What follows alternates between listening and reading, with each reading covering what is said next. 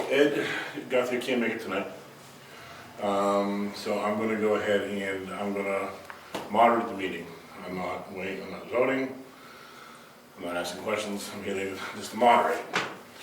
We're gonna do the site inspection, I believe that's how Ed had it slated. So basically the members of the ZBA and the petitioner, I would ask, can go to the site. I don't believe the property owner's gonna want the public all on their property. Everyone knows the site, has seen it, I would imagine.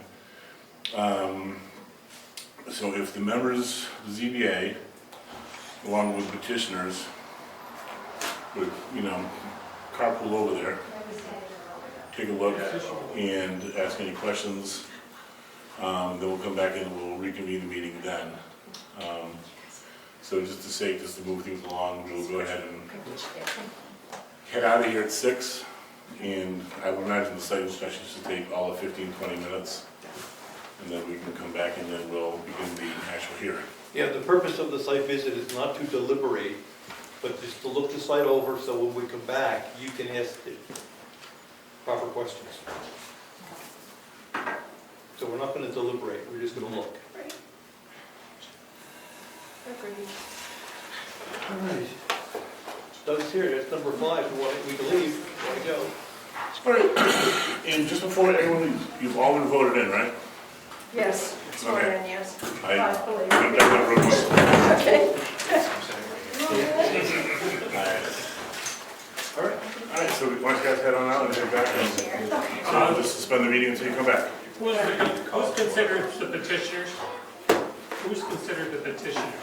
The petitioner was, I believe, Bright Solar is the applicant. Okay. And he was doing it on behalf of Gary and Vicky Randall. Okay. Let's take a look.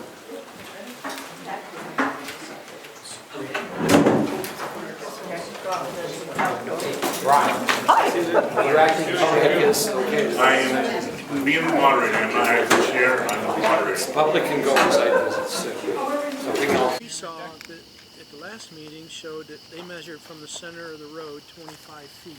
You want to see my sketch? Sure. Oh, I can't ask any questions. You're not. My point is, It's going to drive me nuts. Yeah, I didn't think it was either. That's why I went back and checked the deeds of record. Yeah. you got to ask him. Yeah. What did the selectmen reject? You said they rejected it. The system, not this part, the system is too close to the road. When it operates and it goes horizontal, not a lot, but it does go horizontal, then it's very close. Yeah, it goes flat. Yeah. Right. So you encourage the petitioner to petition the ZBA for relief so they could operate this. So they could be close, so they could stay where they are. Yeah. He But wants to. prior to this issue, where you addressed it with the owner and the installer, he had a permit to build this in the first place, right? Yes. Okay. He didn't get the code enforcement officers' reviews during the process, which he asked the builder to do. To define the position of where it was going to be installed. And as it was As being approval. constructed, he wanted to come in and look at where it was going. And he Right. never followed through with the code enforcement officer. Huh.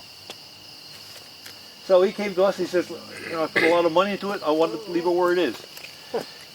So as far as the selectmen are concerned, this went from initial permit and then none of the follow-up was completed. And that's when the selectmen had to say, this installation is out of bounds and you need to approach the ZBA. To see if they'll give you an equitable waiver. Okay.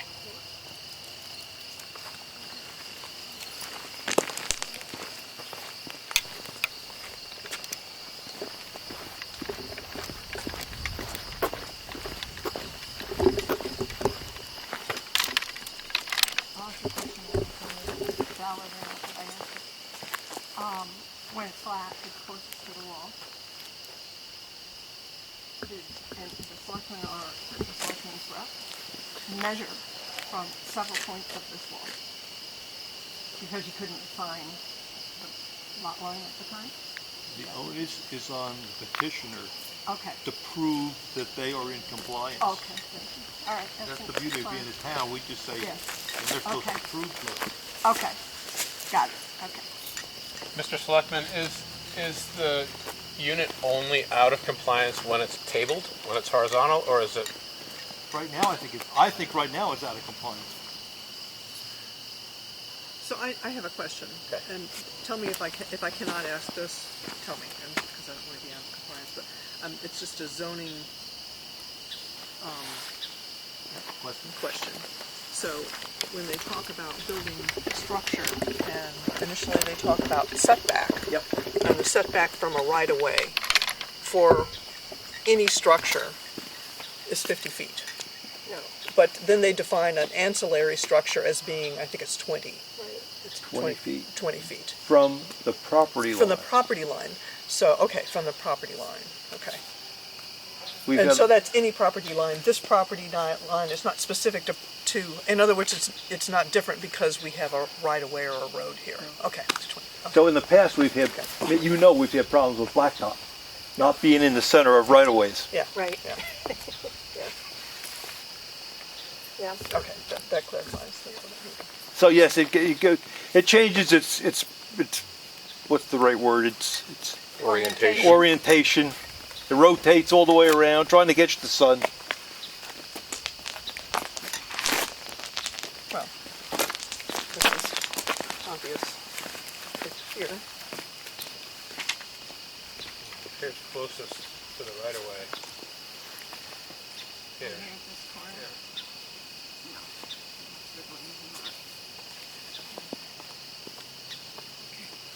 You can't be sure.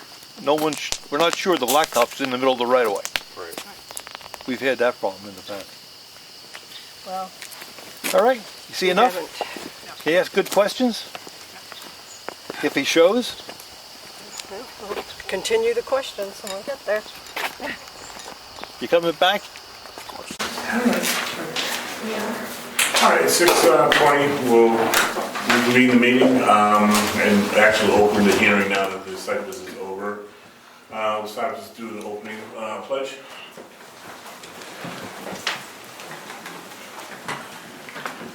I pledge allegiance to the flag of the United States of America and to the republic for which it stands, one nation, under God, indivisible, with liberty and justice for all.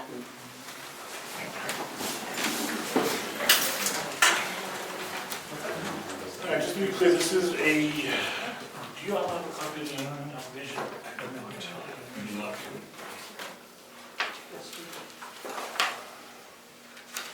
What do you do? Yeah. You want to have a copy of the application?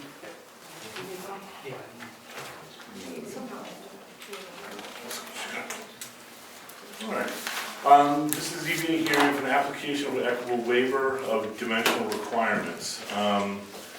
Basically, as we know, there is a solar panel down on 90 Lyford Road that has setback requirement questions, and that's what ZBA is here to weigh in on. What I'm going to ask is just some simple questions of the board real quick. Just to make sure that no one is exempt. If anyone says yes, then we'll go ahead and ask them maybe to step aside. Does anyone expect to gain or lose due to the disposition of this case? Is anyone related to either party? No. Has anyone advised or assisted either party? Has anyone direct or indirectly given an opinion or formed an opinion about this matter? Is anyone employed or is an employed or employee of either party? No. All right. Is prejudice to any degree regarding this case currently pending in your mind? No. Okay. All right. And like that, everyone's been voted in, and everyone seems to be a neutral party in this matter right now. We'll go ahead, and I'm going to ask that the applicant go ahead and give an opening and explain to us why they feel they are eligible for an equitable waiver. Yeah. Thank you, Tom. Was he at the site? You're supposed to be here. Well, that makes it easy. He wasn't at the site. Oh, I just didn't see him in the crowd, I thought I missed him. Had he reached out to you that he was gonna show? Said it was going to. Do you have his number? Do you wanna give him a call? I don't know, that's super easy. Take me a few minutes to give him a call. Yeah, we can't do this without him, so it's, Who's missing? I don't recognize, I've seen him once and I didn't recognize he wasn't here.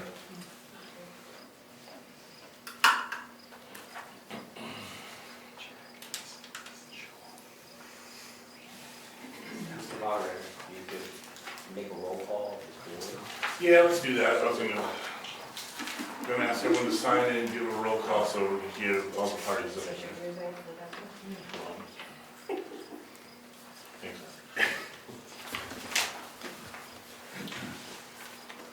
And I ask if anyone from the public is gonna ask questions, speak, just kind of state your name just so we know who's speaking.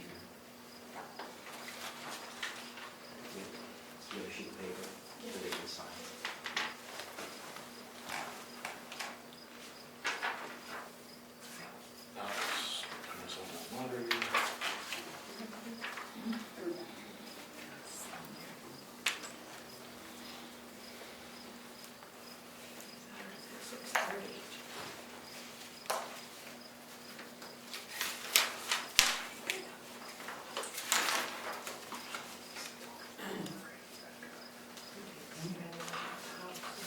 Yeah.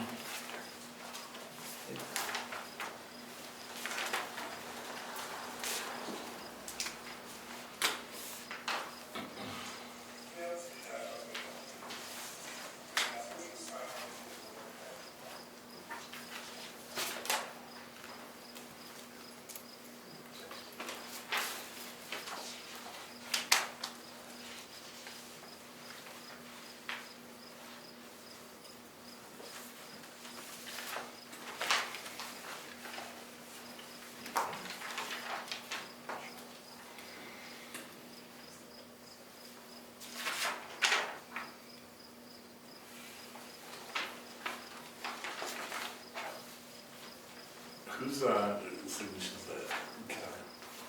Can you just write the name up?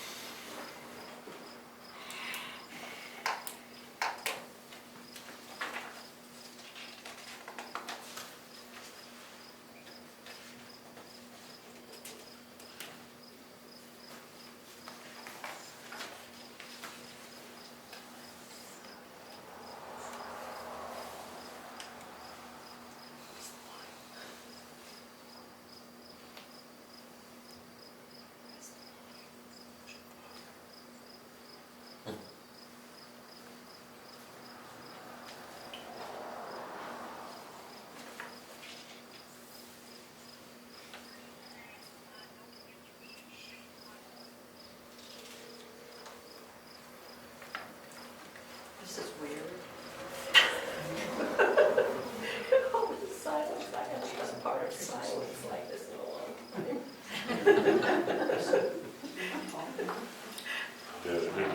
Enjoy it, Susan. It probably won't last as the meeting goes on. I'm guessing. Try to every time be respectful at this point. Yes, definitely. We can change.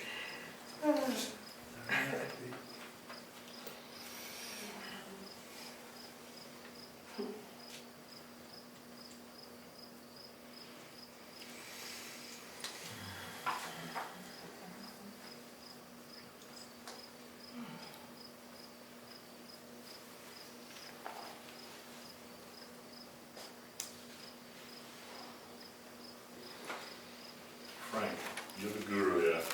Let's say Packy doesn't show, the applicant, do we just cancel the hearing and they'll have to renotice, or what's your opinion on this if they can't get them here?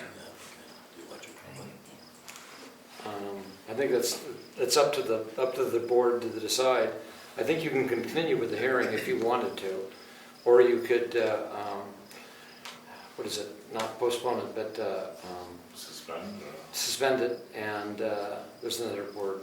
Continue it. Huh? Continue. Continue it. Continue it to another night. That way you announce the date tonight that you continue it to, and then you don't have to renotice it. if you do That's that. what I was wondering. And you've already done the site visit now, so you do not have to do that again. He's not here, why don't we just go without him?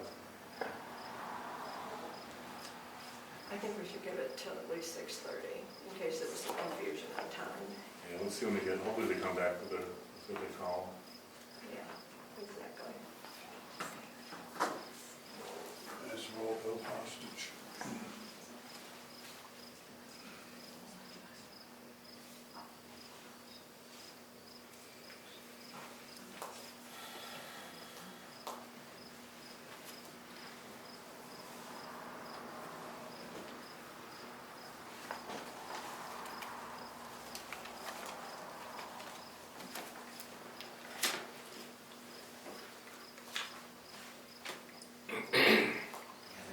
See if I can find a reference on that.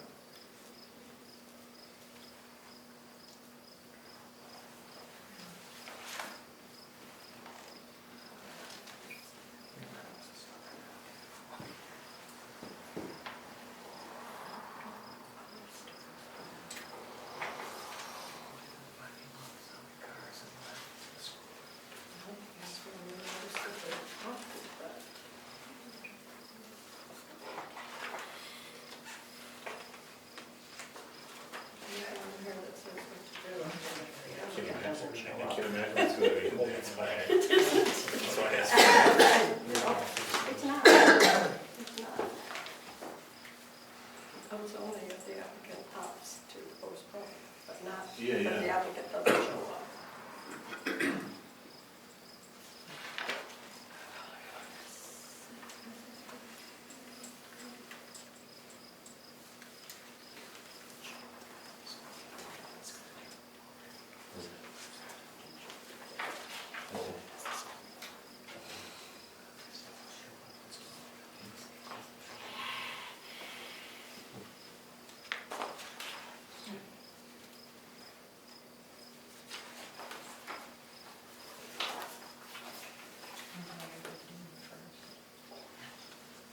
Yeah, there's nothing that says that I can find.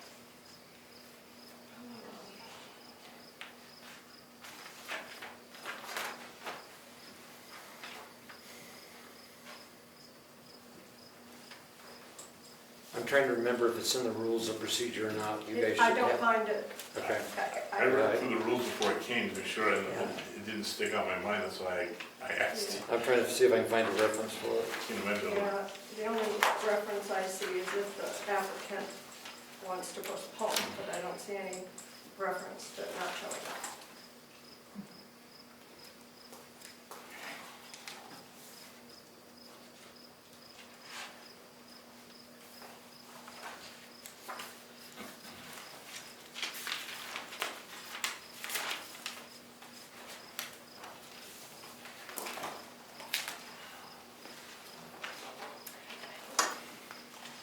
I'm just waiting for them to come back. Yeah, I know. You know, these are six. Well, we asked them to do it, so we need it. Honor his attempt.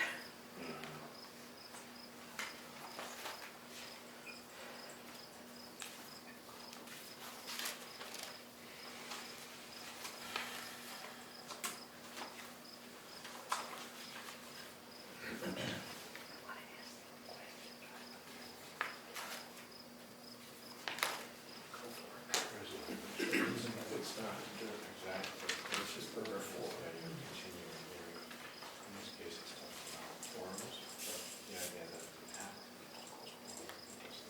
Yeah, that's the only thing that's, Continue the hearing. so, all right. There is language trying to say that. Just use it as a continuation. She's got a question, Sue's got a question. Hi, Sue Zelig, I live on Clark Road. Yes. I'm just throwing this out, so it's not a total waste for everybody that's here. Is it in the realm of possibility for the board to just say to the members of the audience here, just for a consensus, say all those in favor or No, opposed to that would this? be into prejudice. I think that would be a bad idea. I Even appreciate if what it you're was saying, an but off-the-record type of thing? no, I think the prejudice, it'd be like asking for someone to weigh in before a trial. It would not be right. Okay. So I appreciate what you're saying, but no, I think that'd be prejudicial. Well, I know we're all the neighbors that, And trust you me, know, I mean, we're the town, you know? What are you going to touch? Think of a message. All right.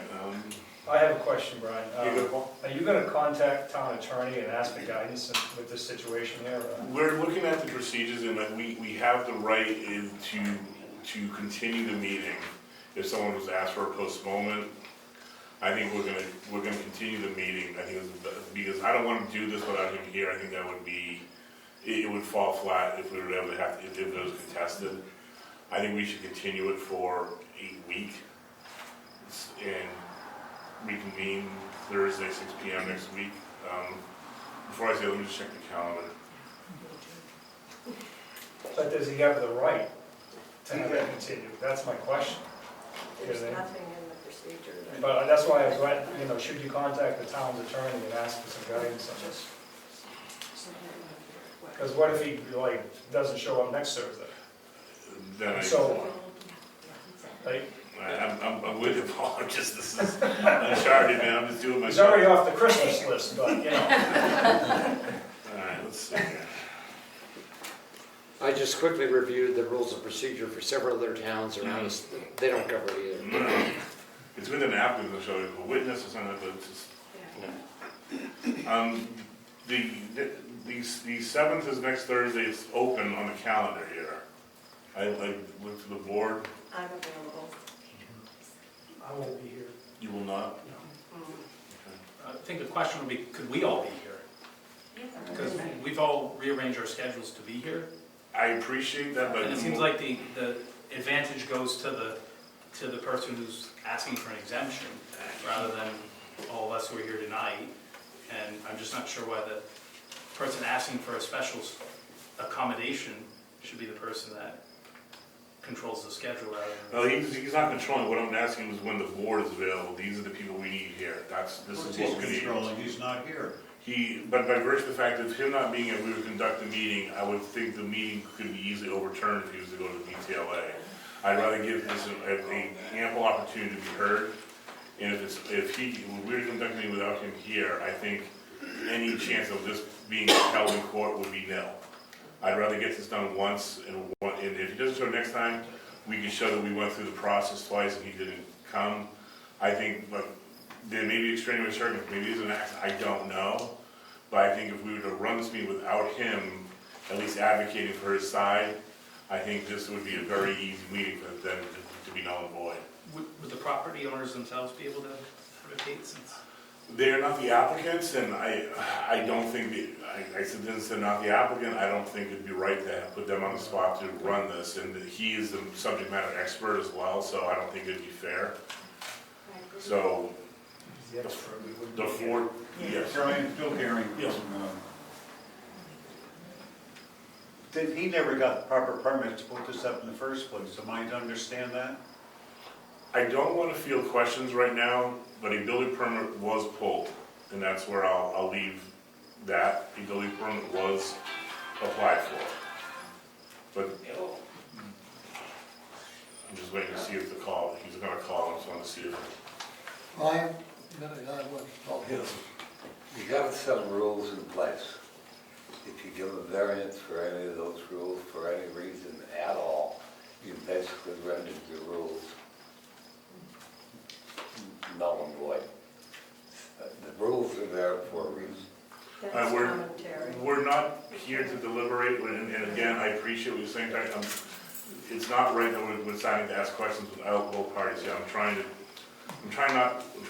not make this meeting, this whole attempt to void. I want this to be impartial, and I understand what you're saying, Terry, I do, but let's let this process be held up. Is he on the phone with him now, you think? I think so. Okay, let's see if, you know, I'm gonna postpone until 7 o'clock, I'd rather just try to get it done today. Yeah, no kidding. Yeah.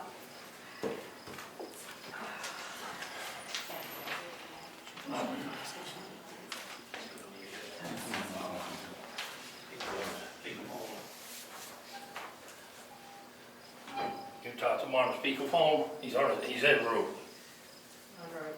All right. What time do you think we could be here? Are you gonna be here, Peggy? 30 minutes. Maybe a little less. All right, let's continue the meeting till 7 PM. All right, Yeah. and Just and call get and see if he shows up then. yeah. Okay. So do we need a motion for that? It'll be 7:10. All right, so how much? I move that we postpone the meeting to start at 7:10. Yeah, okay, 7:10, sure. All right, so motion that we continue the meeting until 7:10, hoping that he arrives. I'll second that. Okay. And all in favor? Aye. All right. 7:10, we will reconvene. 6:36. On the anniversary of, I'm their priest on that side, so, of that celebration on which you joined your lives in the unbreakable bond of matrimony, you now intend to renew before all of us gathered here the promise you've made to one another. And so I invite you to turn to face each other as you renew your vows strengthened by divine grace. And so Doug, you'll repeat after me, okay? Hold Kathy's hand though. Doug, why did I say Kathy? Doug. All right, so you repeat after me, Doug, all right? Yep. Blessed are you, Lord, for in your goodness I took Dot as my wife. Thank you, Lord, for the goodness, and I took Dot for my wife. All right, and Dot, your turn. Blessed are you, Lord, for by your goodness I took Doug as my husband. Blessed are you, Lord, for I took Doug as my husband. All right. And then I'll say this prayer, okay? Blessed are you, Lord God, for in the good and bad times of their lives, you have stood lovingly by their side. Help them, we pray, to remain faithful in their love for one another, so that they may be true witnesses to the covenant you have made with humankind. May the Lord keep you safe all the days of your life. May he be your comfort in adversity, your support in prosperity, and may he fill your home with his blessings through Christ our Lord. Amen. You may kiss the bride.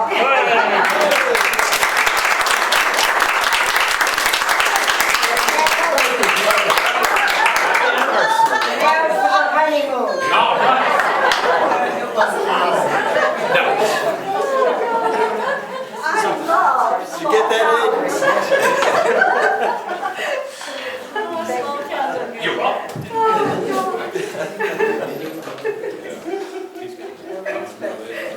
Another first. Well, Gary's the applicant.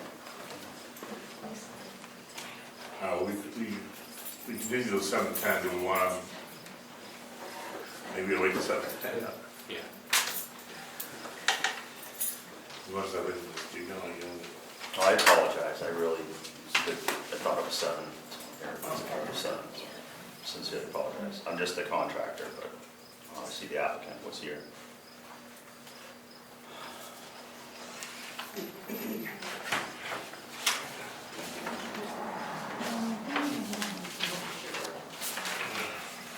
Please, Lori, let's recontinue the meeting if the board's okay with that.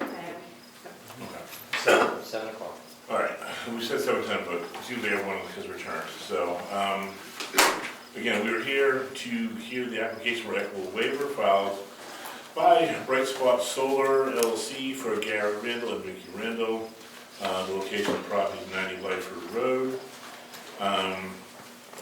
In equitable waiver, dimensional requirements requested from Article 2A, Section 2D of the Brookfield zoning ordinances to permit a solar tractor as installed to be within the setback for ancillary structures. Setback being 20 feet.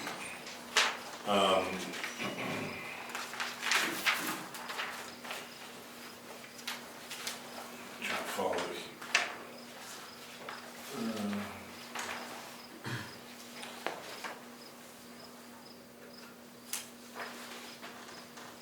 All right, the way the public hearing runs is the members of of the board may ask questions at any point during the testimony. Each person shall state their name. Any member of the board, the chairperson may request any party to the case to speak a second time, so you best speak up. Everyone doesn't seem to be a problem here. All right, I'm going to ask you, right now, you are the contractor. Could you just identify yourself for us? My name is Packy Campbell. Okay. And you are a contractor for Bright Spot Solar? I'm the owner of Bright Spot Solar. Bright Spot, okay. Right now, you've approached the Board of Selectmen previously, and now you filed for the application of equitable waiver on behalf of the property owners. Do you want to give us just an opening statement why you feel that this particular project is eligible for this equitable waiver? Yeah, first I apologize for being here late, and I hope that you guys know that was a good faith error. And, essentially I went to the Board of Selectmen because they told me there was a violation to the setback. An equitable waiver is under law to be granted when you have a good faith estimate, meaning there's 4 criteria. So the criteria that we're here today that you all have obviously read in the application is that yes, we're aware that it's a 20-foot setback. Yes, we use reasonable care to meet that 20-foot setback. The Board of Selectmen did not provide me with an amount that they thought the thing was off. Code enforcement for the town of Brookfield never provided me with any information, even to this day, of what they think the violation is or how much the violation is. So we've tried to go out and basically the equitable waiver is right because we're aware of it and we used good faith to do it. So that's really the first 2 criteria of an equitable waiver. We clearly meet that. No one made us aware of a violation until we literally were looking for our CO and scheduled an inspection. Someone came to the site and told one of my key guys that, hey, we think this doesn't meet the setback.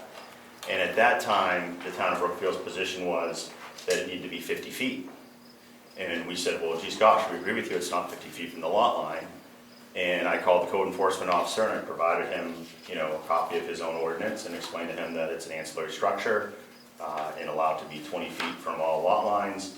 And that's your zoning ordinance. If we, when we take a job, we read the ordinance, we look at what the setbacks are, and we go out and we make a good faith effort to meet those setbacks.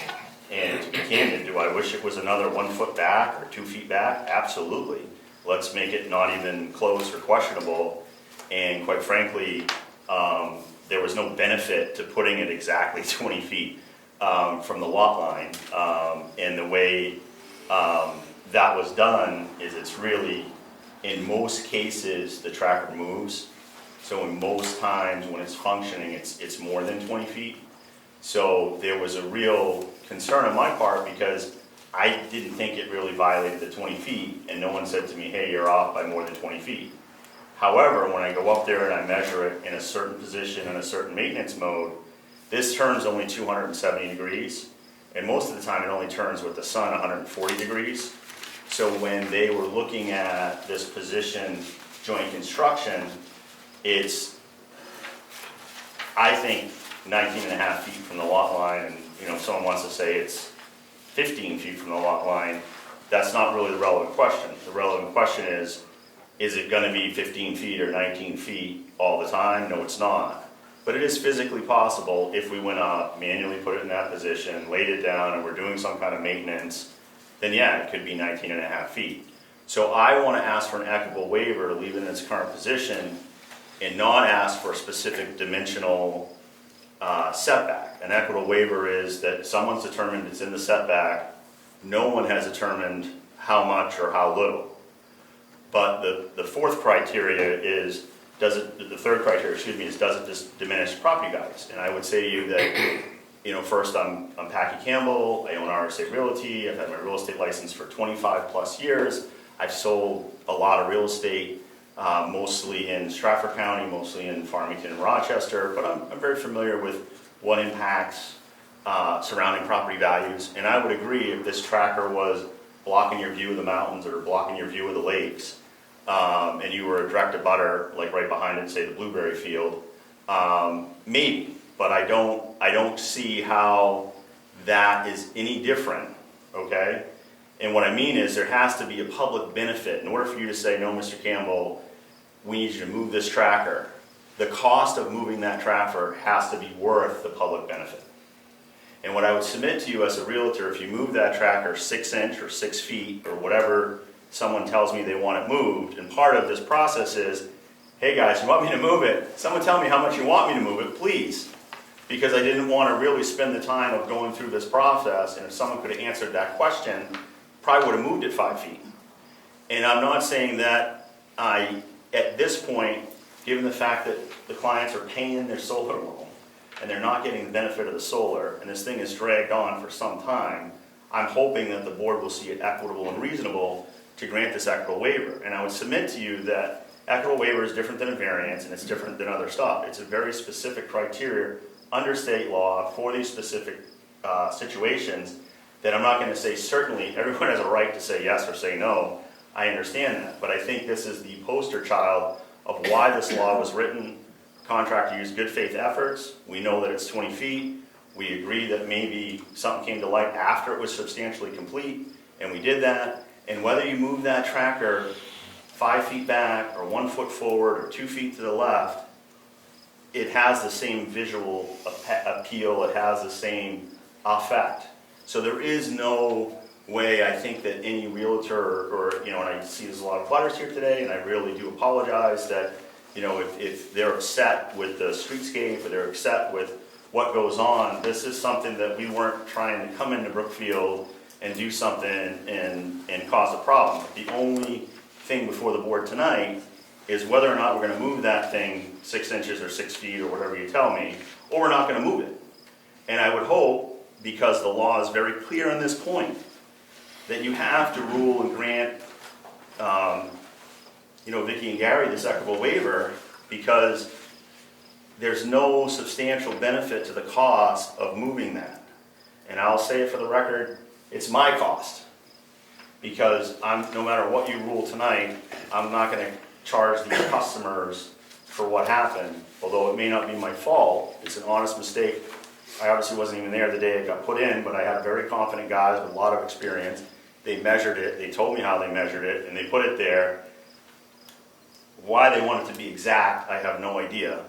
But that's just life in the big city. So this is my responsibility, this was my good faith mistake, and I will handle it however you want me to handle it. But I think the law is very clear that the way we handle this is grant the equitable waiver, because we meet all the criteria for the equitable waiver. And unfortunately, there's no change in the opinion, okay, that I say, oh gee, it doesn't affect neighboring property values. Someone else may say it does. But there's no change, whatever your opinion is on that, there's no substantial change whether you move that thing 6 inches or 6 feet. And that's the decision that is why you need to grant this equitable waiver. There has to be some overwhelming public benefit for the cost of moving that tracker. And there just isn't. Because whether I'm standing here or I'm standing over here, I am still standing here. And that is a fact. And whether you like me or you don't like me, I'm here. So that's the decision that you're making tonight, is whether I'm sitting there or I'm standing here.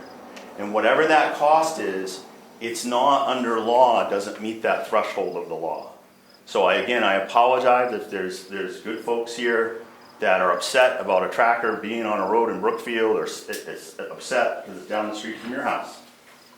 This is a technology that's coming. It's a very good technology. I'm happy to answer questions about the technology. It is 2 times more efficient. That 24-panel tracker makes the equivalent of what 48 panels on a ground mount would make. That 24-panel tracker is the equivalent of what 48 panels on a roof would be. He could not get the power that he's getting out of this tracker in his yard with the amount of roof space that he has. He could not make a dent in his power bill. This will more than offset their power bill. This is a thing of the future. And I would encourage Brookfield, like some communities I've worked with, we've adopted ordinances, we've done stuff, we've said, front setback needs to be 50 feet. Your front setback, because of the shape of this lot, it's actually a square lot, it's on the corner of 2 roads, and that's part of the reason why we had to put it in that front corner. So there was a reason why it had to be out there, because that was the access to the insulation or the sun. So there's reasons why I don't really want to move it, but there is no real extra sun benefit whether I'm here were here. It wasn't like we were trying to do something to get more power or whatever. It was an honest mistake, and I think that we clearly meet the criteria, and I'm here to answer any questions, and thank you, board, very much for your time and patience with me. I'm gonna ask if the Reynolds, as property owners, have anything to say or add. The next, I would say, if the abutters want to have any input or questions, we can go to them next as for public input. My name's Andrew Nelson, and we're at 98 Lightford Road. Is a Nelson family property. We are a butter to the 90 Lightford Road property.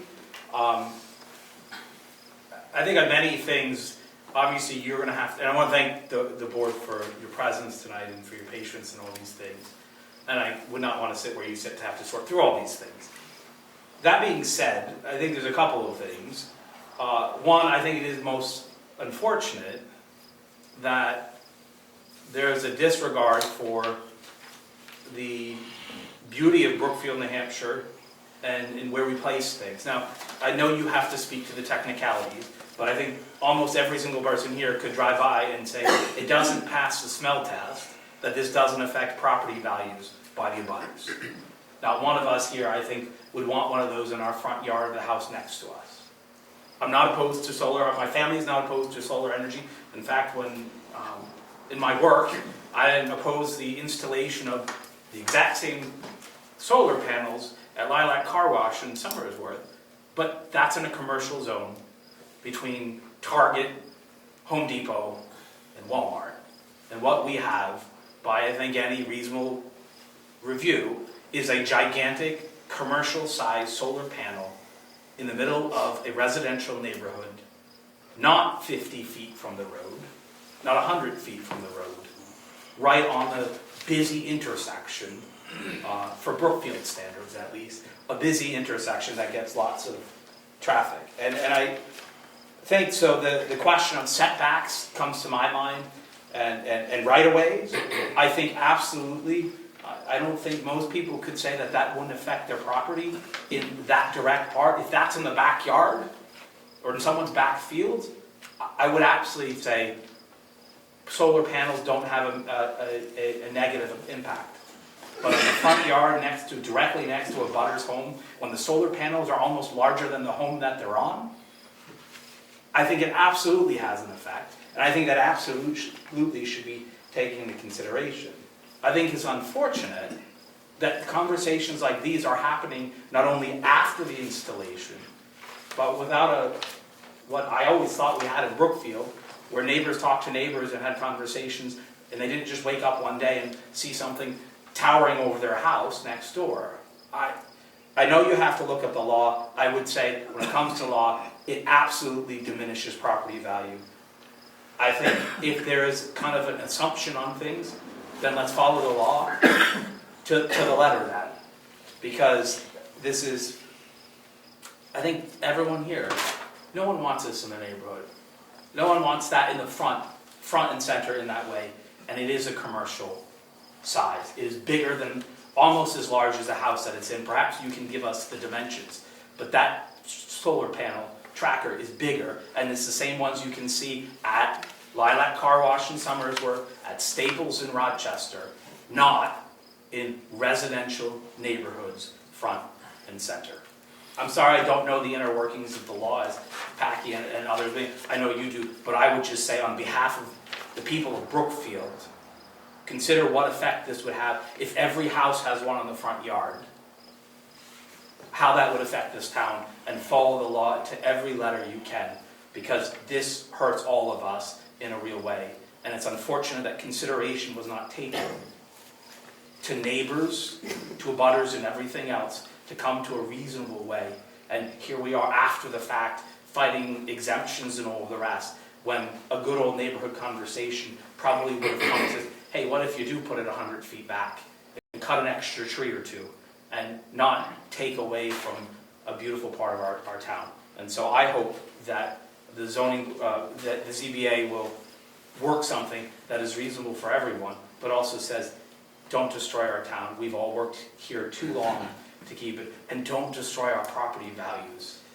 Don't destroy our property values, first on Lightford Road, but coming to everyone else's neighborhood when these things pop up. Put them on the roof, put them in, follow the law, and don't think that this doesn't affect. Not one of us here, I think, would want this in the front yard of their next door neighbor, right next to the property. I think that's just common sense, and I hope you'll use that. Any chance to rebut or answer any of the questions that you raised? I mean, I think Brother Andrew makes some excellent points. The only factual things that I would correct is that I admitted that whether you have an opinion that it doesn't hurt values or it does hurt values, the question before the board is the equitable waiver for the letter of the law. If you follow the letter of the law, then you got to grant the equitable waiver because that is the letter of the law. And then with respect to some of the information, I did put the trackers up at Staples. I did put the trackers up at Lilac Car Wash. I own Lilac Car Wash. I own Staples Plaza. I started building these because they are a commercial tracker. But with all due respect, the one fact that is not accurate is that this is a 24-panel tracker. It's 26 feet wide. The trackers at Staples and the trackers at Lilac Car Wash are 48-panel trackers.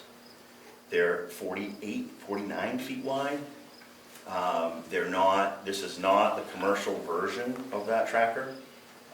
So we do have a commercial version of a dual axis tracker that's significantly twice as big. This is the residential version of the tracker, and it's just a different technology. And I would say to you that, some people think that telephone poles along the street, or, over the years I've done a lot of real estate transactions, someone adds a 2-car garage and then everybody gets mags, it's changing the look of the road. There's tons of examples of that. And I hope that over time, this tracker will blend into the scenery, and hopefully there's people that will think it's, attractive. It's not going to blend in here. Trust me. You're a salesman. Of course you're going to say what you want to say. You're a salesman. That's what you do. We get it. We live here. No, we'll just take public comments. I appreciate. So look, I can feel the laser beams in the back of my head, and and that's not taken lightly by me. So it's if someone had come to us ahead of time and said, can you please place it here or please place it there, it just wasn't a thought. You know what I mean? I come in, I have to read the thing, I read your ordinance, and we do what your ordinance requires. And that's what I believe we did.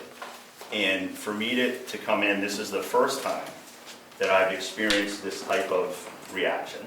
And it's the first time I've been in, a small town in Brookfield, New Hampshire, where, the other thing I would say, a busy road. I mean, let's put that in perspective.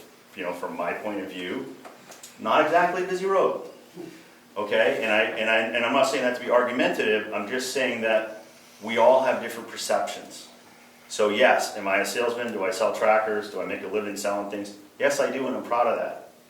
And I'm very good at whatever the job is that I'm doing. I try to do a professional job. I try to do a good job. I certainly did not mean to come into this community and hurt your viewscape or hurt your property values. And I certainly do not believe that this tracker does that. I do understand the law, and I hope that you will follow the letter of the law, and I hope you'll recognize this is, as big and ugly as some people say it is, this is the residential version of the tracker. Any other rebutters that went on Wayne? My name's Bob Compton. I live at 85 Lightford Road. I have the farm that we spent all that time fixing up and making it a lot more attractive and cleaned up all the mess. And a lot of my summer has been spent working with my animals, dealing with the monolith that they built across the street. And so it's been very difficult for us in our setting because of the impact of I have horses, and prey animals for things that are that big actually have issues with them. And so if that tracker had been in the back of the house where it was not sitting on the road, my summer would have been a lot better. And still, I have to keep working with them every day. And I also agree that property values are affected. We have people that come to ride and do things at our farm, and there isn't anybody that comes and says, how did that thing get in the corner of the road? And so I would encourage you to strongly consider making that thing go someplace else. I support solar. I'm an engineer. I've been doing engineering things all my life. But there's a thing about a community that should matter to people. And the fact that this wasn't shared with the community, it's just really hard to take. Can I just ask a general question in the spirit of compromise? And that is, obviously, even if this thing is 6 inches beyond the property line and still, that's debatable, and we move it 6 inches, it's not gonna change the value. So I don't think that my clients are gonna say, please take this thing down, we want it to go away. But in direct response to your comments, if it was 25 feet back, are the abutters in this room, gonna nominate me for, man of the year? Is everyone gonna be happy? Is it gonna change anyone's perception or anyone's sort of feelings on the situation? So, you really shouldn't be asking this board, you should be asking your neighbor when you talk about, you wanna have this conversation with your neighbors, have that conversation with me. I mean, there's people in this room that I know. Have that conversation with me. Mr. Campbell, are you willing to move it 25 feet even though you only need to move it 2 feet? Or Mr. Campbell, given the fact that the law's on your side and that this board has, I'm not saying you have no option, but very little legal option but to grant the equitable waiver. I think we meet that criteria. I didn't know what I was walking in tonight. I talked to the selectmen, they said, look, if you get an equitable waiver, we're happy. This is not, this is just, we want to make sure that we cross our T's and dot our I's. That's the way it was presented to me.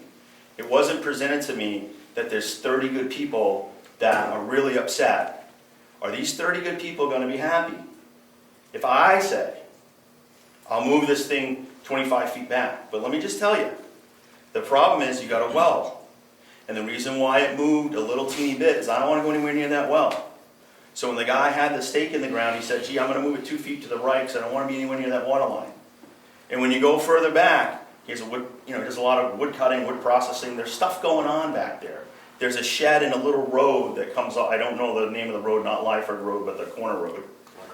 Clark Road. There's a driveway there that he's driving in and out of and putting his stuff on. So if I move it 25 feet back, is he going to drive a log truck in there? Is he going to drive a trailer in there? Is he going to hit it in the future?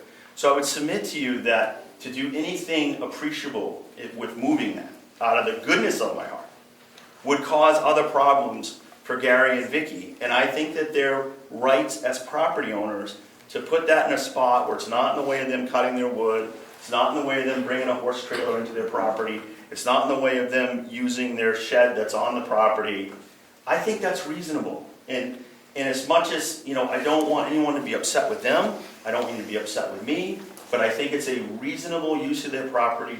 And unfortunately, it's allowed by your zoning.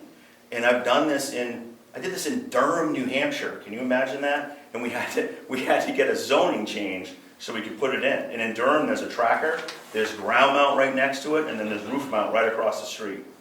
And it was, hey, we can't zone out one type of solar when it's so much better. And Durham's a pretty tough crowd. And they changed their zoning. In Rochester, we adopted a solar ordinance. In Dover, we got a variance to do one at car washes on Central Ave, unanimously. So I'm not saying, gee, this is coming everywhere. I'm just saying that it's been deemed reasonable in a lot of scenarios that I've been in. And I do think it's reasonable to have the tracker in that position where it is. And I don't know that moving it is going to make everyone love me or make everyone love the Randalls. So I want this board to feel good about granting the equitable waiver. And when you grant it, I am open to having a conversation with the Randalls and with the neighbors to see if there's something that makes this better. But if I'm going to spend $10,000, $12,000 moving this tracker, someone better bake me a pie.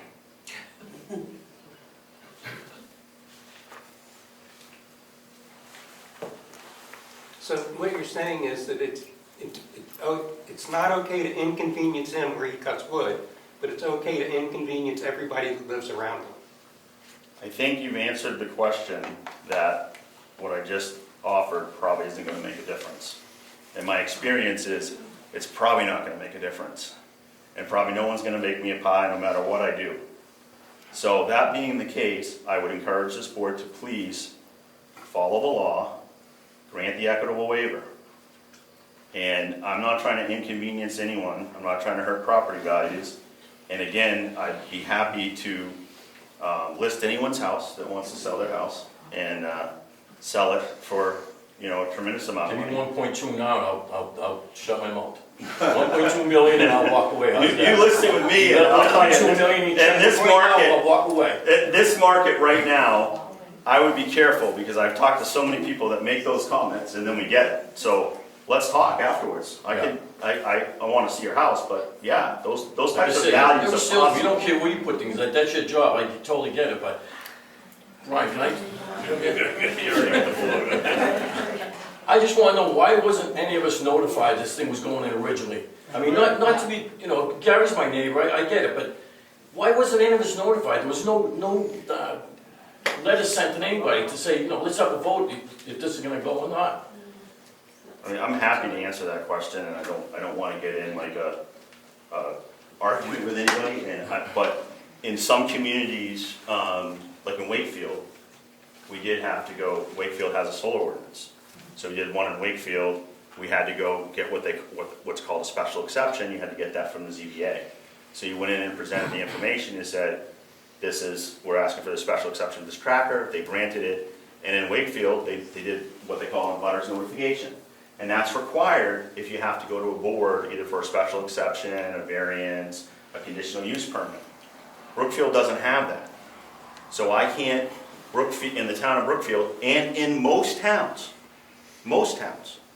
all you do for a solar tracker is you go in and you pull a permit, usually a building permit and a electrical permit.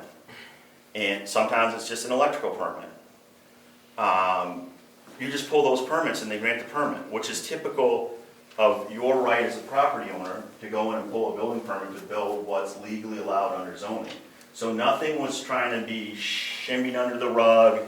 Nothing was, let me go do this and, you know, beg for forgiveness later. None of that happened. I can only, and it's not even me, it's one of my project managers. The first thing we do is we get a customer, we go and we do a zoning review. I have a full-time attorney, Jim Shannon, he's been with me 20 years. We do a zoning review for every single tracker that we build. We look at the zoning, we say, what is the project path? And in Brookfield, the project path was pull a permit.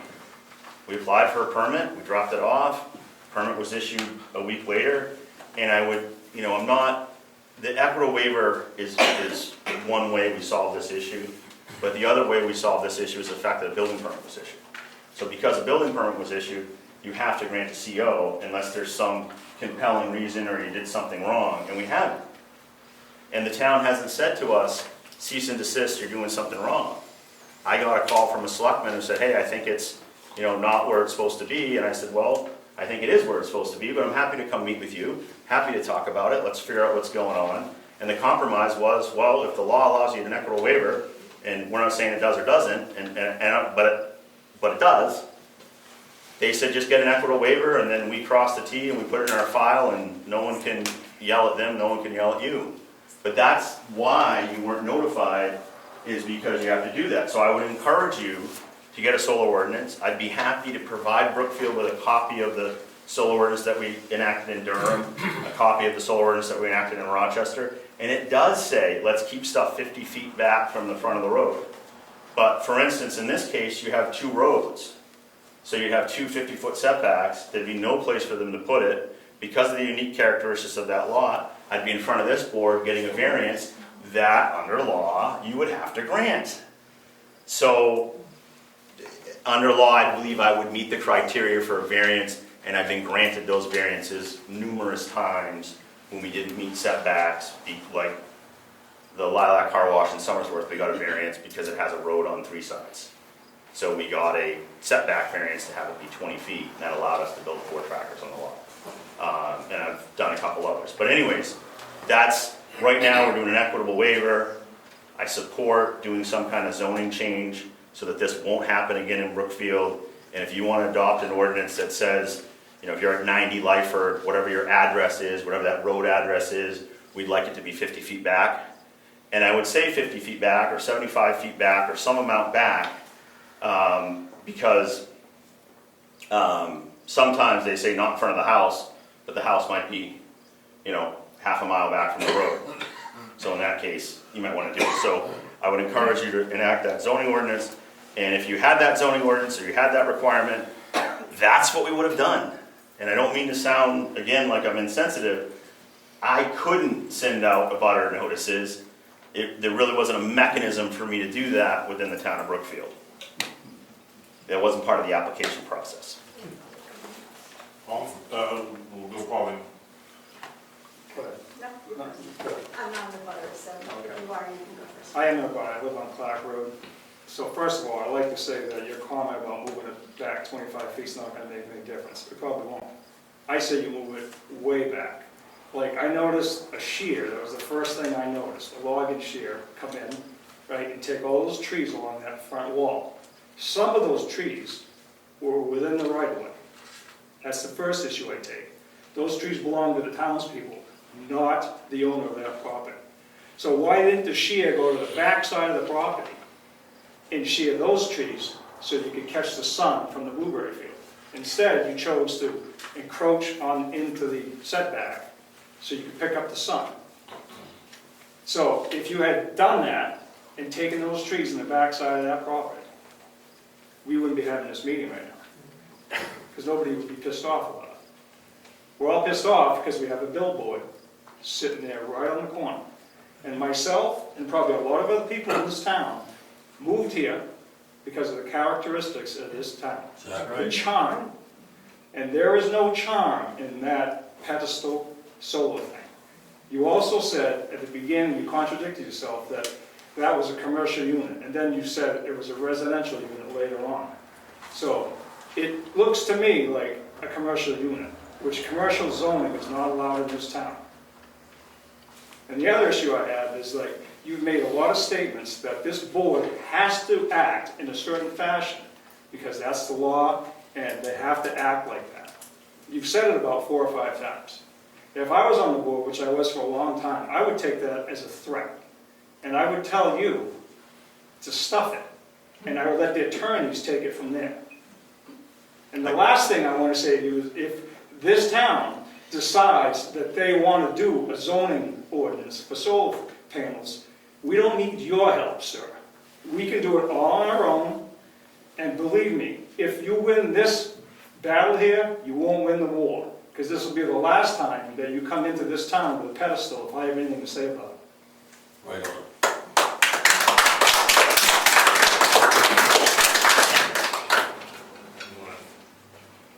I don't think that Vicky and them own the blueberry field.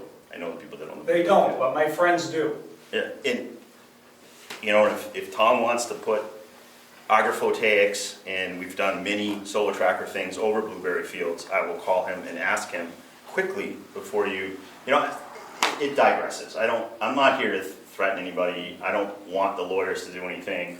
I'm going to tell you right now, if you guys make the decision based on the overwhelming input here of the abutters and you're sympathetic to that, do I think the law requires you to do it? Yes, I do. Am I going to hire an attorney and appeal that decision? No, I am not. There is no chance in hell that I'm going to let my clients go through 6 months or a year of a legal battle when I can spend 10 or 12 grand, move the tracker 2 feet, and we're all done. 2 feet's not going to do it. It's right there. It's right in the corner. Come on. Whatever the case may be, the law requires. And if I'm going to move it, if people can be kind. Yeah, I'm a father. Remember my community. I'm just a guy. I'm just, this is my hobby business because I like solar. I'm trying to make a difference. I'm not trying to ruin the characteristic of your town. Okay? So enough. Why do you need a commercial solar thing when you got a 1,000-foot house to begin with? Your 1,000 square foot house, you got a solar panel that feeds Staples. Come on. It's a 24 panel tracker. Do I think it's commercial-ish? Absolutely. But it meets your ordinance. I'm Jan Ledbetter. I live in Wentworth, so I'm not in a butter. But I have 2 questions. One is, you talked about the lot lines, and is it 6 inches, 6 feet, 2 feet? But has there been a slope survey done on the property so that we know what the actual property line is? The town of the property owners have done a survey that I'm aware of. So we do, I'm sorry, there is one or there isn't? It was not, the town's not done one, and I believe the property owners have done the national survey, right? No, we haven't, but to explain that, I think there was some confusion. There's a stone wall on the property, and I think there were some assumptions that the stone wall was the property line. It is, again, my research, and certainly my opinion, that stone wall was put there. It's not like an old field stone wall. When you look at the actual deed, which I think we sent a copy of, it does not reference the stone walls like deeds do. Matter of fact, it references the edge of the road. And that is what we used when we set it back. So to answer the question that I think you're trying to get at, is there a survey, do we know? My point is, part of why I'm here tonight is what's the board's resolution? And to the degree that we're moving it, I have to talk to my clients. I'm gonna move it either, if they tell me move it 2 feet, I'll move it 2 feet. If they tell me, let's compromise and move it 20 feet, move it 20 feet. But what I'm telling you is I don't think legally you should deny this equitable waiver, because the equitable waiver is put in place for exactly these situations. We meet that criteria to the letter of the law. It is the poster child for an equitable waiver. And that's how we got here. No one even to this moment has told me what the violation amount is. To this moment. So can I finish my James question? had a two-part question. Yeah.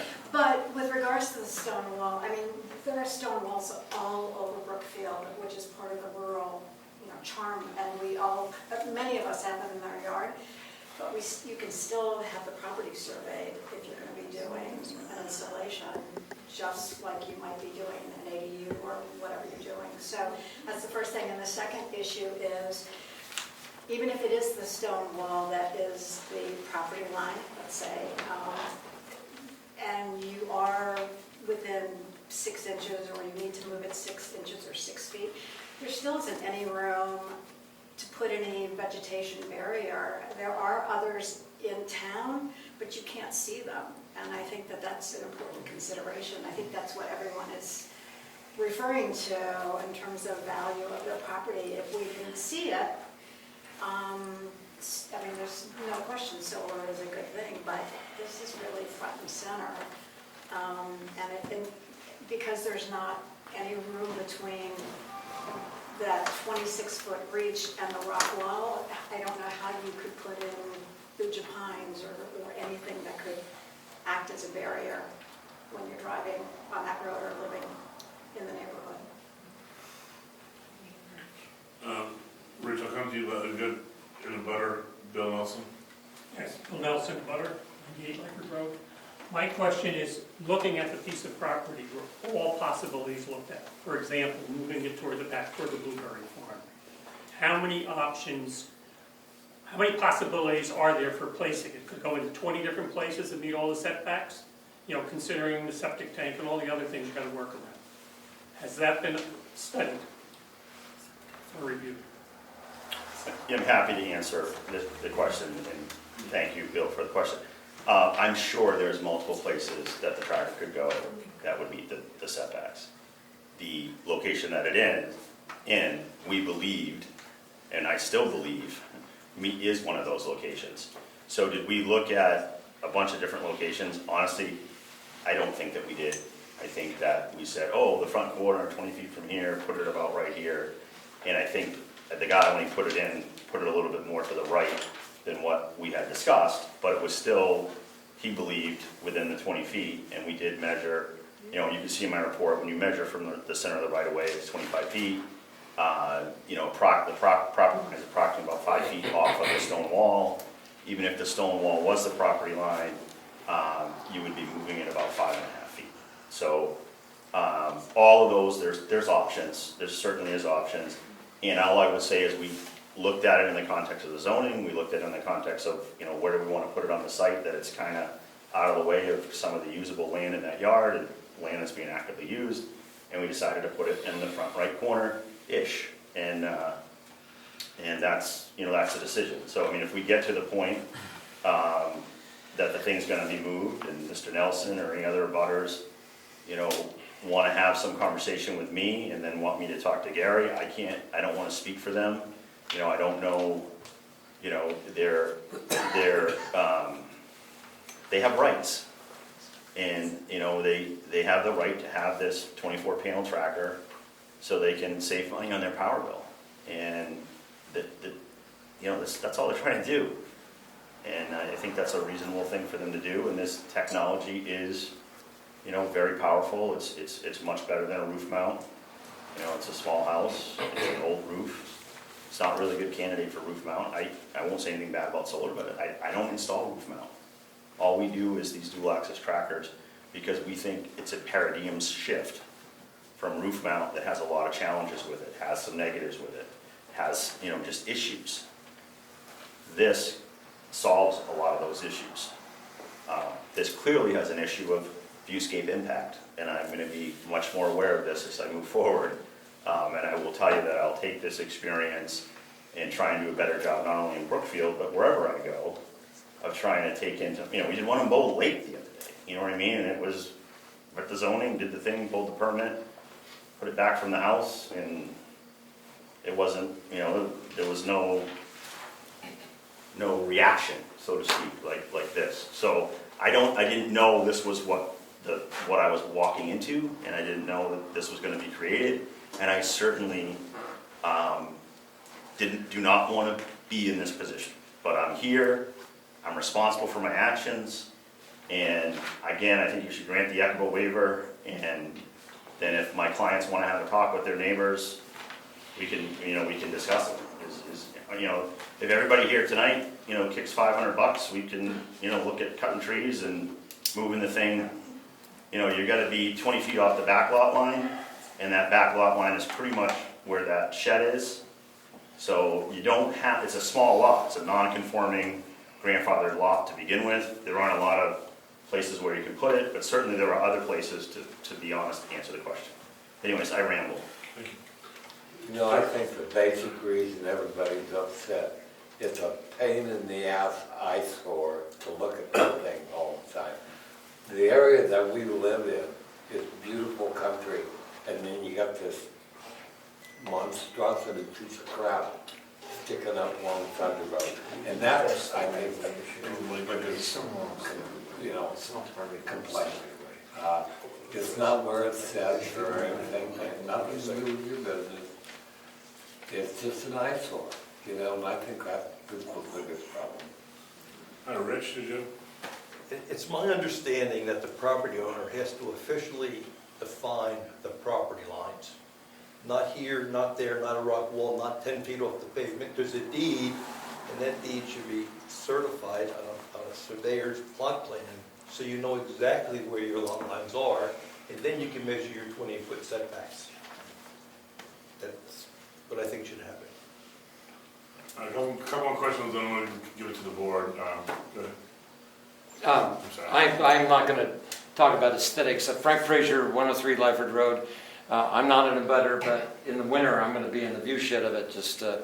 But I'm going to talk about facts. This is our March 14th, 2023 zoning ordinance, so it's the current ordinance. In the definitions section, which is Article 10, definition BBB is on definition for structures. That's where solar is mentioned. Okay, so it's BBB, and it mentions that it includes freestanding satellite, radio antenna, and freestanding solar panels. So if you want to consider this tracker as meeting that definition, that's where it is. It's under structures. It is not under the definition for ancillary structures. So there is a separate definition for ancillary structures. It does not mention the word solar or freestanding solar or anything there. So this is a structure. So if you go to Article 2, good old Article 2, and D, which is our setback, no structure, again, define the structure, or part thereof may be placed within 40 feet of a sideline, rear lot lines, or within 50 feet of the edge of the right-of-way, and 75 feet from a pond. We don't have a pond here, but this thing needs to be 50 feet in, not 20 feet in. It's not off by a few feet. It's off by 30 or so feet. And you can go even further. We don't define it in our current zoning ordinance, but our current zoning ordinance does have a lot of precedence in it for things mounted on masts, on poles. It's got both the personal wireless section. It's also got which is cell towers, and it's got the windmill section. In both of those sections, when you have something mounted on a pole, they have a very, and I'm going to go to the part of the equitable waiver on public value here, is public safety. They define fall zone as being twice the height. When you have something mounted on a big mast like this is, you have a fall zone that's twice the height of it, because if it gets picked up in a big windstorm, it can go not just, if it's 20 feet high, it's just not going to fall 20 feet. It can fall more than that.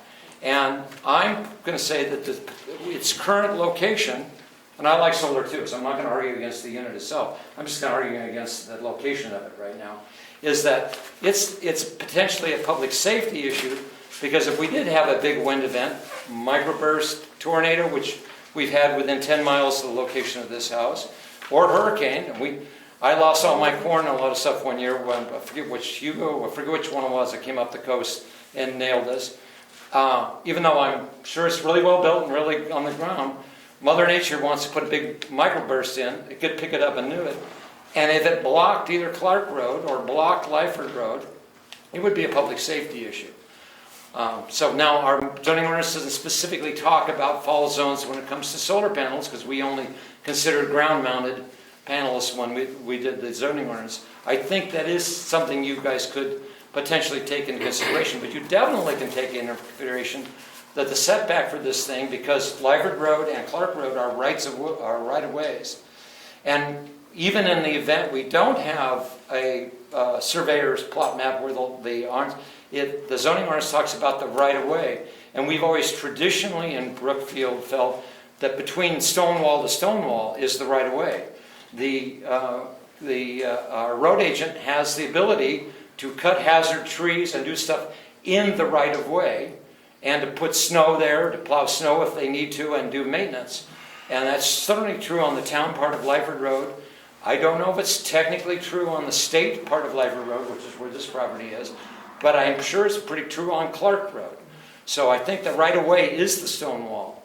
So I would think it's 50 feet from the stone wall, both from Lyford and both from Clark, which would put it back, somewhere back behind the house.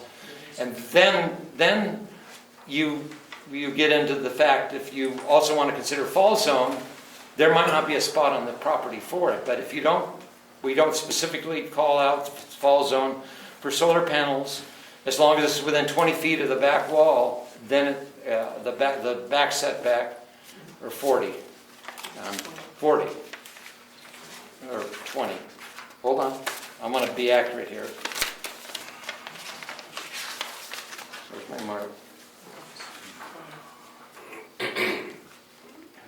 40 feet of the side and rear. It has to be 40. If it's a structure, it has to be 40 from the side and rear lot lines. So that's I think the facts here. I'm going to say I think it's in the wrong place, and that's really kind of up to the property owner and the applicant to know that.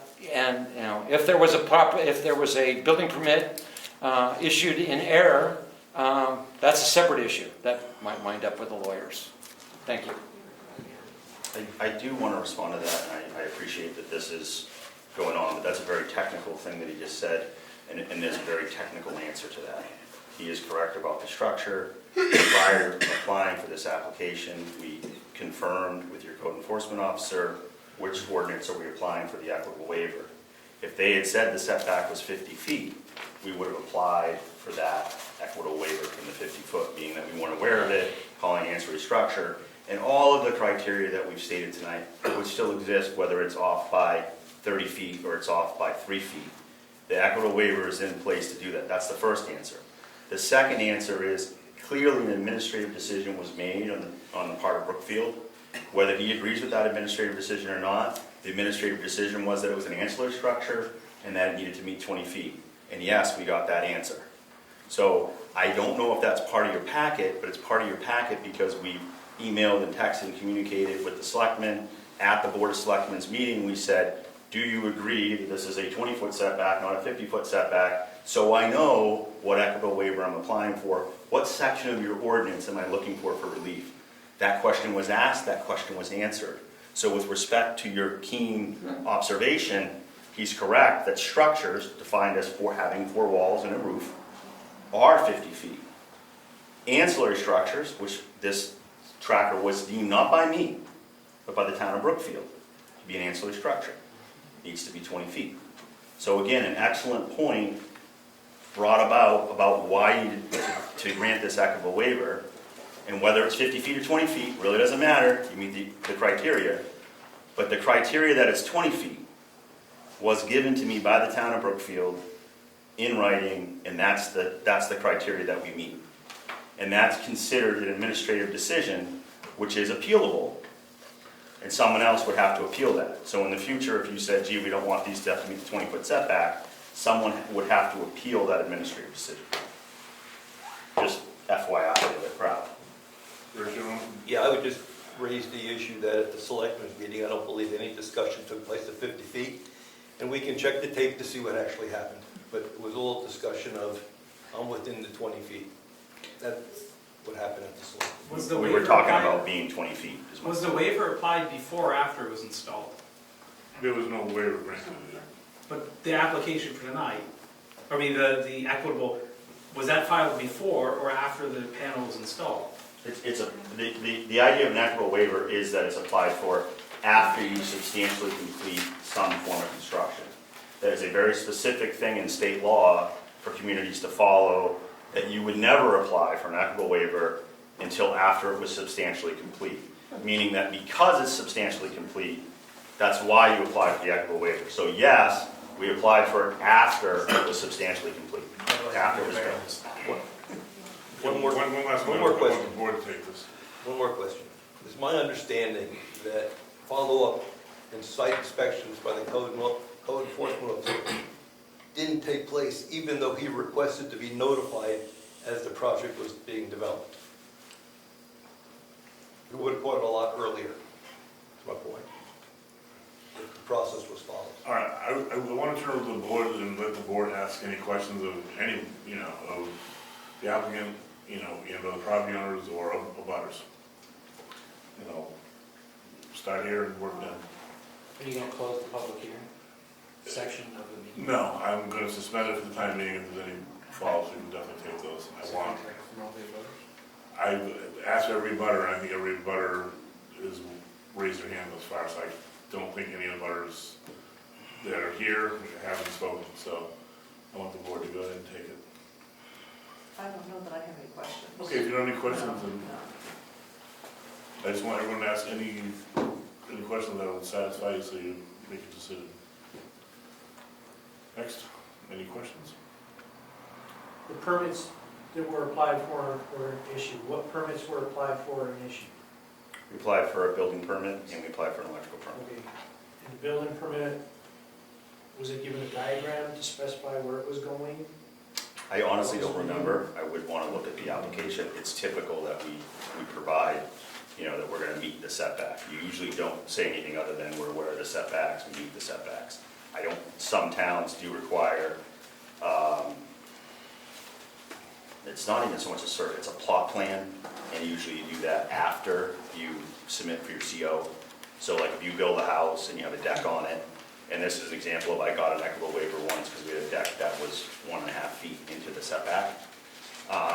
And we applied for an equitable waiver and we explained to East Gosh, we thought we weren't in it. And then when we did our plot certification, which was a requirement of new construction houses in that community, we applied for an equitable waiver. They all agreed it was a good faith thing and it wasn't worth shortening the deck, 12 inches. I realized this is a much more significant thing with a much bigger concern, which I'm sensitive to, but at the end of the day, I hope that permits were applied for, permits were granted, we built the tracker, it was substantially complete. We'd actually met with the code enforcement guy prior to being told that there was, concerns. What do you mean by prior? We had called code enforcement, and I talked to him on his cell phone. He had been to the house, and we were asking him about whether we're going to do an outside line tap or an inside tap in the panel. I don't do the day-to-day, so. Is this prior to anything going in the ground? This was prior to anything. So the only, no. Yeah, prior to anything going in the ground, prior to us being aware that there was a concern. And then And then even after that, we had communications with the code guy, and I forget his name, and at that point, that's probably when I got involved, and they said, hey, you know, we agree that it's 20 feet, we think it's 20 feet. He goes, oh yeah, we agree it's 20 feet, that's the setback, that's our ordinance. And then he said, I think you're all set, it's probably 20 feet. Then there was some more discussion, and selectmen were upset, and they said, no, we don't think it's 20 feet. Went to a meeting, had a conversation about whether or not it was 20 feet. We agreed, hey, look, if it's not, to the degree that it's not 20 feet, we're happy to apply for an equitable waiver. Is that a course of action that's acceptable? And that's a 9,000 foot level of the summary of what brings us here So do tonight. we have anything documented by code enforcement on any of this? I don't know, I'm sorry, I don't know. I'm sure there is, I don't have it. We never got a cease and desist. We never got you're in violation. We never got the But town. the code enforcement officer approves a permit or Correct. finalizes a permit. That was never done? That was done, yeah. So We don't have a CO, no. So when we went to get the CO, and I believe it was, you know, imminently going to be issued. And that's when the selectmen called me, and then the person on staff, and I'm a little flustered, so I'm forgetting her name, I should know it, said, geez, the selectman wants to talk to you, and I had a talk with one or two selectmen who kind of explained to me what their concerns were, and I basically said, look, I'm happy to come in and meet with you, tell me what you think it is, and I'm happy to find a path forward. And when we had that meeting, and this was the path forward, which I think is a reasonable path forward, I've said it enough, this is why this law exists, we're the poster child for it, we meet the criteria, and I believe it's substantially just and in good faith for you to grant this equitable waiver, and I would ask you to do that. Is the unit in service right now? It's not in service, it's not turned on, but it's fully functional. So about a week ago, in advance of this meeting, I said, you know what, why don't we turn the thing on and get it turning? Because then you're gonna see that it only turns this 220 degrees. Because the area where you say it's 19.5 feet is slightly beyond 270 degrees. So I'm just saying that because it's mechanical and it moves, and it has a radius, so one of the ways we could meet this, and I don't mean to get so technical, but one of the ways we could meet your setback without moving it, technically, is we have limit switches on how this can turn and how it can lay down. And those high and low limit switches, we could, I was unsuccessful in explaining that to the selectmen, they didn't buy that argument, but it is a valid argument that you could set this thing so it didn't turn laying down perpendicular this way, and having this back corner 6 feet into the setback on the diagonal. We can program it so it's like this, so it's like that table, you're looking at the flat of the table, but if I turn that table upwards, now all of a sudden it has a different dimension than the top of the table. So it's that type of scenario. So I don't want to have to play, oh geez, it turns this way on Tuesday and never lays flat, because in the event of a wind event or a power outage, it's designed to lay flat. It will lay flat, it might be this way and be in the setback, it might be this way and be in the setback, but there could potentially be a time if it laid flat in a wind event that it would be in the setback. So I would very much just like to get the equitable waiver and not have to set the thing to not lay completely flat during a wind event. We could set it to lay to 10 degrees or 12 degrees. We did some math, but it's possible. But I'd rather not solve the issue that way. I'd like to maintain all the safety features that it has. And again, I hope that you'll grant the equitable waiver. I think it's the equitable thing to do.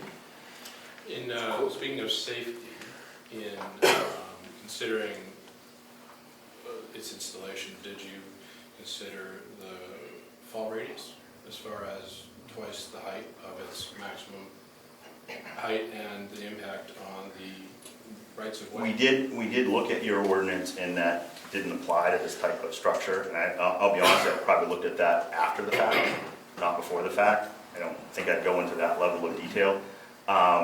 The idea that this is about 8 feet off the ground here, where the fall radius stuff is really about cell towers and things that are significantly taller than this. This meets the height restrictions that you set in your zone as well. So it meets the structure height restriction. So I'm just going to say, no, I really didn't look at it. But to answer the safety concern, Do I think this thing has a 16,000 pound concrete base? We oversize it, we put the bolts in, we Loctite them in, we torque wrench them to 125 newtons. This thing is the same slew drive, the same actuator, the same metal post that we use on the 48 pound tractor. So this is half the size, the same equipment for some 48 panel tractor that's been wind tested, hurricane tested, structurally tested. So it's 2 times beefier than it needs to be. This is a very well constructed thing. For the technology, it's actually, I call it World War II technology. It's simply a screw drive with a little electric motor, a cog with a little electric motor. The motors can pop in and out, but that cog system and that bolt system is very, very secure, very, very safe. And I can't speak to microburst and Hurricane Hugos, but I can tell you that they've been through hurricanes in Florida. This company had 6 trackers. All the homes were destroyed. Trackers will land there. So that's one of their claims to laying there undamaged. So they are very, very safe. Certainly, acts of God, anything's possible. On the setbacks, is that the post, or is that when the panel is laying out flat, the front edge to the street? The setback violation that we're applying for is the overhang. The overhang is really, that's a really good question. Because I will say to you that your ordinance didn't say the overhang, it said where touching the ground is your setback. I always use the overhang to meet the setback. That's just common sense. Okay. So when that thing's laying flat out there, the front edge of it to the street meets the setback? the post meets the setback in all scenarios. Just only the post? No, the post and the whole structure itself, and I'm making up a percentage here, but is it 80% of the time, 90% of the time? Yeah. Meets the setback? No, I was just wondering. With the overhang. With the post in the ground? Yep. And that panel laying flat, the way it normally sits, I don't know which way it turns itself, but from that front edge of the panel to the street, is that meet the setback, or the front edge to when that panel is Lyford laying Road? flat, it's a lot closer to the road? What happens is the front edge to Lyford Road meets the setback. The shorter edge to Danford Road here meets the setback. Okay. But this corner, when you go to the angle, if it's laying flat, elongated this way, so the table's this way, this corner Yeah, I was just wondering. would be 1 foot into the setback on the diagonal, is what we believe. So the post itself is substantial. correct, and if this table was lifted up, the post itself is not in the setback, and this end of the table would no longer be in the setback. All right. And most of the time, it's not. That's it, setbacks. Just to give you to the board's asking questions now. So, just one more, can I just ask one more follow-up? Yeah, oh yeah, absolutely. So this is for Richard, for the select board. And I ask you to confirm whether or not my characterization is accurate. So, from what I'm understanding, the construction process went along per our ordinances. Everything was followed. It started with the building, but there should have been follow-up inspections that never took place. So just let me finish, because I want to make sure I get all these out of my head. But you're welcome to pick this apart, but I just want to get your read on this. From what I'm hearing, building permit was applied for and granted. Electrical permit applied for and granted. Fast forward to the contractor knows they need a C of O before they can tie into the grid and do whatever else to make it finalized and put it into service. At that point, from what I'm hearing, the selectmen, for lack of a better word, use a sports analogy, threw the flag, penalty, there's something wrong here. My sense of how Mr. Campbell is characterizing this is that in conversations with the select board, essentially, Mr. Campbell was encouraged to apply for this variance, not a variance, for this equitable waiver to take care of a technicality. That this was a technicality, and that, from what I'm hearing, the select board and Mr. Campbell were essentially on the same sheet of music, that this would be a technicality that the board would consider and grant, and then the CFO could be issued and the rest of the project could be completed and everyone would go on with their lives. Is that a fair characterization? And if not, where am I missing? I believe he came to the board and said, I'm asking for an equitable waiver with no data. There was no data presented that how many feet from the front lot line is he. There was no facts presented. It was all, this is what I think, this is what I feel, this is how I think it should happen. But I'm hearing from Mr. Campbell, so I'm asking you to confirm this or not. I'm hearing from Mr. Campbell that he was encouraged by the select board We said to come before the ZBA if we to don't apply grant, for this. if we don't grant it, your option is the ZBA. If who doesn't grant? If the selectmen don't grant, selectmen can grant an equitable waiver. Okay, that's new information. And we voted not to. Okay, that's new information. Yes, we voted not to in a meeting. We heard the testimony. We said, no, we're not going to support the equitable waiver per vote. And the reaction or the option for at that point is to go to the ZBA, present the facts there, and ask for relief.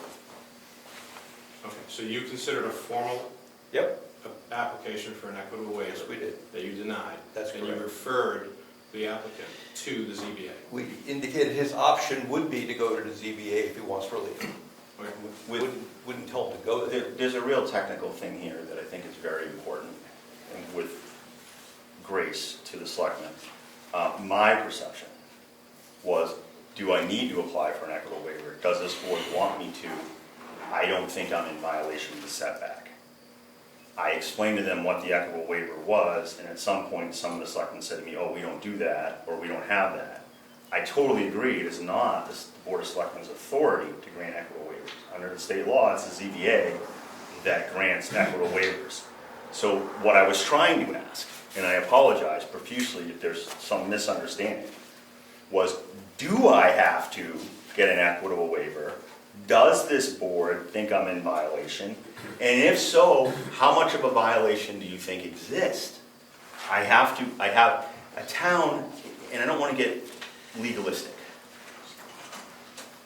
And legally, a town has to tell you how much you're in violation before they can do this action. Instead of arguing that point, I said, you know what? This is the poster child for an equitable waiver. I looked at it. I talked to this. I know I've gotten equitable waivers before. I talked to many legal minds and said, in the consensus was, you pretty much have to be granted an equitable waiver. If this law exists, this is what it exists for. So with respect to the selectmen, I think there was some misunderstanding. I wasn't asking them for an equitable waiver. I was asking, is an equitable waiver necessary? Do you think I'm in violation? And if so, what violation is it? And at that meeting, I hadn't done the application for an equitable waiver. I hadn't measured all the stuff that I had done. I hadn't re-reviewed the deed and all the information that I presented to you in this equitable waiver. That is the packet of information that, quite frankly, they didn't get. I agree with that. I wasn't trying to provide information to them. I was trying to get information from them. Do you see the difference?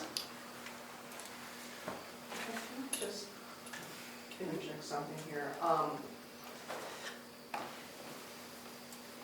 If I'm understanding this correctly, the burden of proof is on the applicant. That would be on you. So I've heard multiple times about how we have to grant this. Legally we have to grant this. The burden of proof is on the applicant to prove, first of all, basically that you did this in good faith, you didn't intentionally violate our zoning ordinance. Whatever, there's several things that you've gone over, but specifically that the physical or dimensional violation does not constitute a public or private nuisance, nor diminish the value of other property in the area, nor interfere or adversely affect any present or permissible future uses of the property, whatever. But the burden of proof is on you. you know, to prove that. And I guess I'm a little bit concerned that it keeps appearing that we don't really have any option other than to grant this to you. But there's 4 things here that you, just like in a variance, you got 5, and then a special exception, I think there was 3 or 4 of them. No, But the burden of proof is for you to come here and explain to us why there is no diminution in property value of your butters. But I think there's disagreement in the I room agree on that whether there's. you're a realtor or not, and I think the town of Brookfield is vastly different than the town of Rochester, or the town of Durham for that matter, where, as you probably could have kind of picked up, it's a little different. It's very different. I like Brookfield a lot better, in spite of my appearance tonight. But nonetheless, I do think the burden of proof is on me. I agree with that 100%. And the burden of proof is in the packet that I provided for you, that we provided the measurements from the center of the right-of-way. We provided what the right-of-way is. We provided what the deed is. We show that the deed is not the stone wall. We show that we're competent people that have built this a whole bunch of times. We showed you that we applied for the building permits that we needed to apply for, that we communicated with the code enforcement officer, asked we needed to communicate with them. We were more than willing to go and communicate with the Board of Selectmen. That's when we became aware that a deficiency existed. That's the moment of town telling me that you have a problem with our ordinance. That's the moment. And at that moment, we were substantially complete. And I think that is an undisputable fact, that's a thing. Do you have the right to vote no? Anybody can do anything at any time for any reason. I would submit to you that we meet the criteria for the law, and if that criteria is going to be followed, then I do think that you have to grant the equitable waiver. If we believe that laws are put in place to resolve these sticky wickets in a civilized society, someone smarter than me put this thing into position to give these property owners some rights under the law. And this equitable waiver is a right that they have under the law that was specifically tailored for this situation. But very specifically, I will grant you that there's a perception of diminution in property values, and I will further grant to you that perception is reality, having sold a lot of real estate. But the question is, if you move this thing 2 feet, 10 feet, or 20 feet, does it change that perception? And what I'm saying to you and to the board, the answer clearly is no, it doesn't. That has been demonstrated over and over again in this room, that we just don't want it at all. Well, that's not an option. This thing, the question before the board is, are we going to have to move it to meet this setback? That's the question before the board. Now, certainly, there's enough abutters in this room. I don't know. Are they going to hire an attorney and sue these poor people anyways? Anyone can sue anyone for any reason at any time. And you know, if I get the sense that you're going to grant the equitable waiver, and then we get slapped with a lawsuit, and the lawsuit is move the tracker, and if they go to an attorney, the attorney's going to say, they got to move the tracker, make sure it's more than 20 feet. We can't ask them to do anything other than that. You know what I mean? If they say, you got to move the tracker, it's going to be more than 50 feet, then I would be before this board asking for a variance. Because the unique characteristics of that law would be, is the hardship created by this mythical 50-foot setback for a structure, not mythical, would the 50-foot setback be a reasonable hardship on the property? That would be the question before the board. I don't need a variance, I need an equitable waiver. I think that it's reasonable. I hope that you will vote for it, and I hope that you understand that the property value issue exists. It exists whether we move this thing or we don't move this thing. That is not going to change. That perception is not going to change. So that fourth question that you read the first part of, it ends with, would remedying this setback issue give substantial benefit? And I think we all know that no one thinks there's any substantial benefit other than not having a tracker there. I don't hear everyone saying that. I heard a lot of people say, push it way back, in someplace else. Not the, not the way you are expressing it. I read your letter and you agreed with the 20-foot setback, except that you didn't, or the owners didn't, determine from where. I'm really personally quite amazed that they didn't do a survey, or that you didn't require one, to know exactly what you were setting back from. Mr. Chairman, I'm happy to answer that. We have never done a survey to set residential trackers. And even commercially, we very rarely are required to do surveys either. And even, you know, I was in a previous lifetime built. You put it in without knowing the defined property lines? No. We read the lot line, we used the tax map, we measured the setback, we put a stake in the ground. Are those instances or are these instances? What we provided to this board was the deed showing that it's not stone wall, because I thought that was a very important, you know, The deed fact. didn't define any. The deed specifically doesn't reference the stone walls. It does, yeah, it references didn't the road. reference anything, because I read the deed, and the deed specifically said it just was dimensions, so. I've been doing this a long time. You guys, I But you go hope, back in the history of the deeds, and previous deeds for that same property did define the boundary as the wall. again, all I will tell you, even if that's true, did we use reasonable care? Did we use reasonable, were we aware of the That's not what it ordinance? says here that we have to approve it. It says the way to approve it is if you, If I demonstrate these 4 criteria, does this board believe I was aware of the setback in Brookfield? That's the question. And either you believe that or you don't. That's your decision. And if you don't, if you think that I don't understand zoning ordinances, or you think I don't know what setbacks are, and you think that I don't try to follow them in everything that I do, I believe you do. then, But okay, I so believe you were not, so then criteria 1 is met. no, it isn't. No, it isn't, because you have to know the setback from where. And what I'm saying to you, ma'am, is we know the setback, we know that the right-of-way is 50 feet, and we know that we pull from the center of the road. If you say to me, move this 5 feet and we meet the setback, can someone say that to me? Because part of the reason why I'm here tonight, and part of the reason why I went to the selectmen, is before I can do anything, I want to make sure that I then don't get sued or then don't have a further problem, and that's a reasonable thing to ask. And what I've been saying tonight when I say you should or you have to, if you believe I knew the ordinance, you should, because I'm complying with the law. If you believe that I'm a competent person that used reasonable care to try to not put this in any place that could even be questioned, I did. And if it was 2 feet to the left, we would not be here tonight. Right, you've explained those 2 points before. Okay. Several times. So I think that's clear. I think you've also made a good attempt, both in writing and here tonight, to talk about the cost of the correction and the impact on you, on the owners, and meeting that criteria. The thing I haven't really heard you address adequately, at least to me, is point number 3, and I'll read it to you, and then you tell us, do you think you've addressed it adequately, and if not, do you choose to try to address it now? So the nonconformity does not constitute a public or private nuisance, nor diminish the value or interfere with future uses of the other property in the area. Thank you.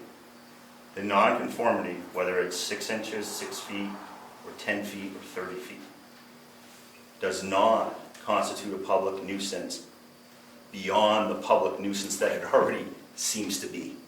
Meaning that if you don't grant the equitable waiver, and I move it 5 feet, or 10 feet, or 12 feet to make really sure, okay?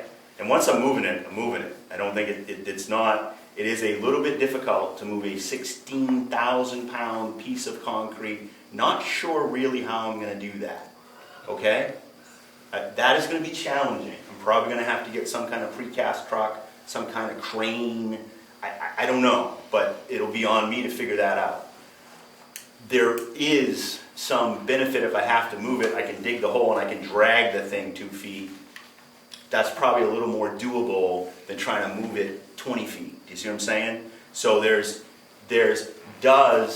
question is, does that public nuisance go away if I move it 2 feet? And what I'm saying is, no, it doesn't. And that's how I'm answering that question. That everyone's entitled to their very true, very opinion. you know, I don't like this thing. It's ugly, it's mechanical, it's commercial looking, it destroys the viewscape. Everyone's entitled to that opinion. I have 3 of them in my yard. I have a nice window, you do the dishes, you look out. I'm still married, 27 years. But that was not something that went easy. But I'm in the business and my wife agrees that, okay, I don't like them, but we don't have a power bill. And we charge 2 electric cars off of the solar. And it has worked out very well, and she likes having a negative power bill. And that, over time, offset her concern about orchard, mechanical structure, field. I live, you know, on 15 acres in Farmington, New Hampshire, much like Brookfield. Nice, you know, community that I love living in, small town. But I personally, and my wife, I think, can't speak for her, is now accepting of the 3 mechanical tractors that I have in my yard. So, you know, when I talk about the public good, one of the ways I'm answering that is, it hopefully is something that people will not hate in 5 years, and hopefully something that they can get used to. But to answer your question is, they're going to have to get used to it, whether it's in the exact spot here or over here. And that's what we're talking about tonight. And I don't think the cost and the effort to move a 16,000-pound piece of concrete is worth whatever value that brings. Because for most of us, if we can see it, and it's moved 5 feet, 10 feet, or 20 feet, or even 30 feet, it's still going to be visible from the road when you drive by it. It's still going to be an eyesore. Exactly. And that's what people are, I think, mostly concerned with. I have picked up on that. Yeah. Any further issues from the board? A foot, 2 foot, 5 foot, 10 foot, doesn't make any difference. It's still an eyesore. People are used to seeing what they see for years and years and years, and now we got to Terry, we have to kind of hold on. The permit was pulled for an ancillary structure, I believe. It was not pulled as a structure, and it was and the permit was granted as an ancillary structure. Okay, so we have to consider it an ancillary structure, and we can't. Okay.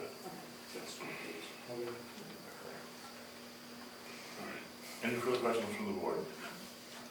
I think it'd be best if we went, question by question, and if you get yea or nay on all 4.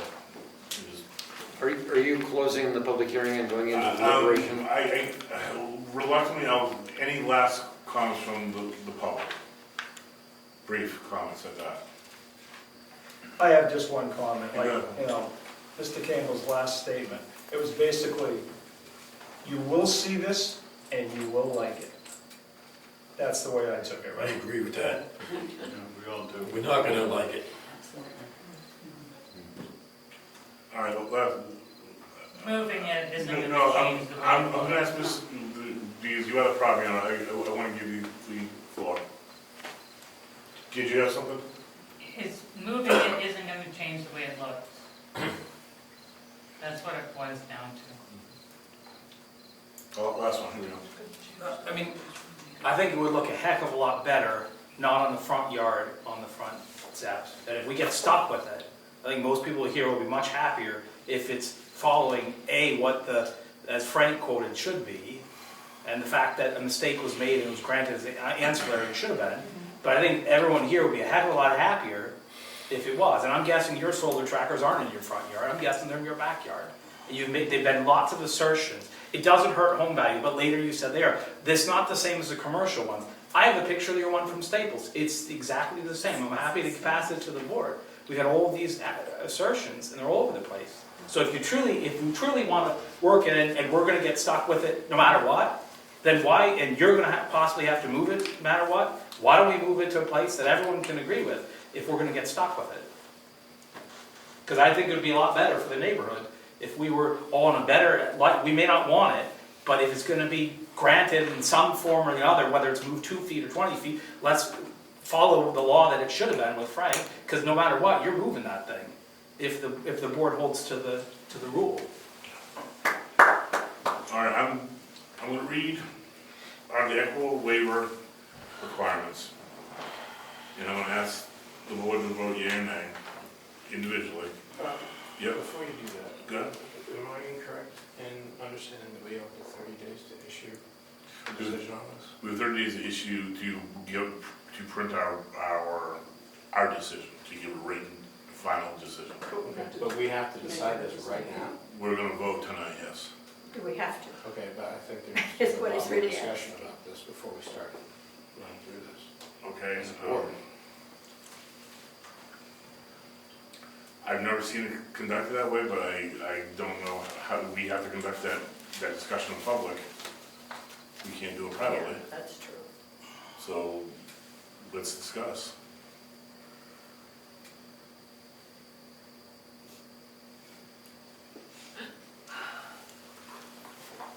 You mentioned that it can be placed in the back.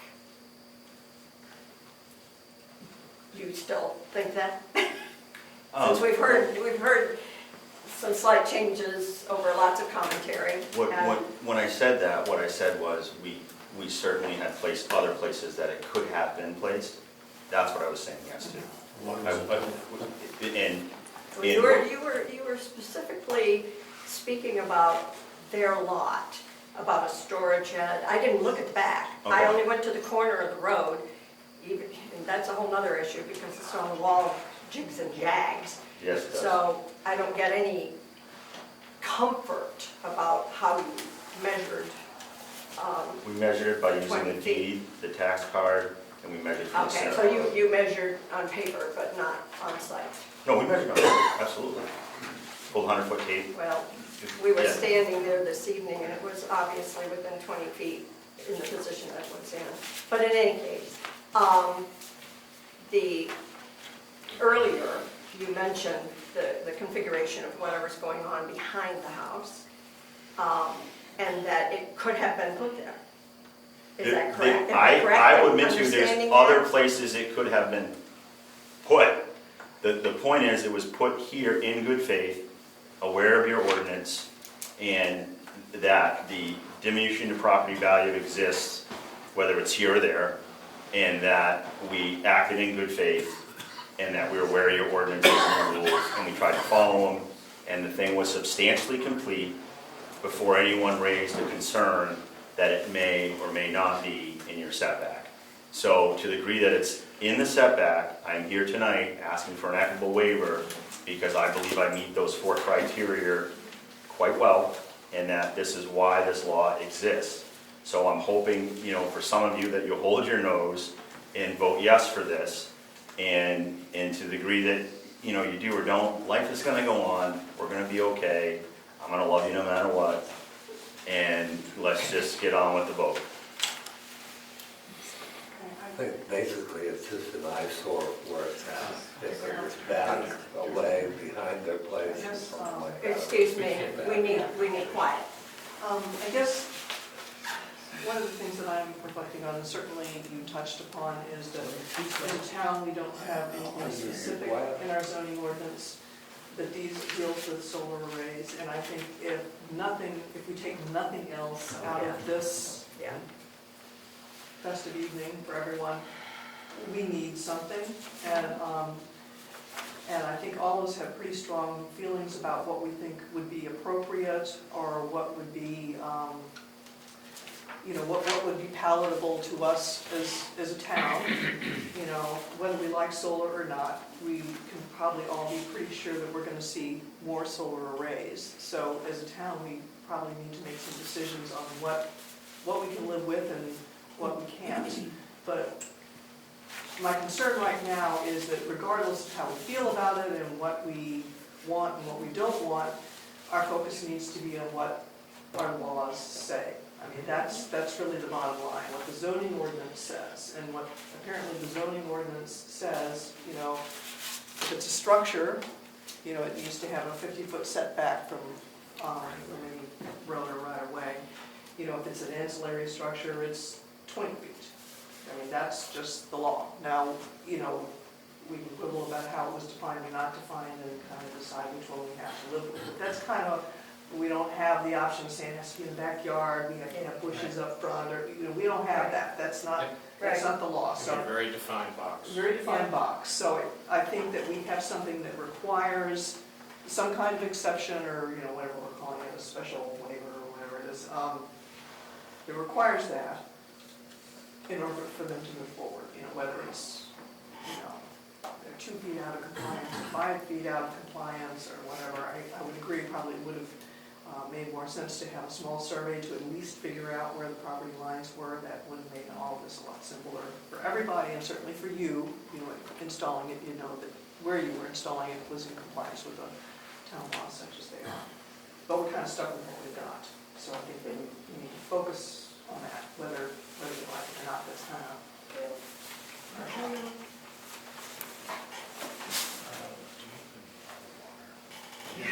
job. Could somebody grab one for, I'd love one. a few of us, and one for Mr. Campbell too?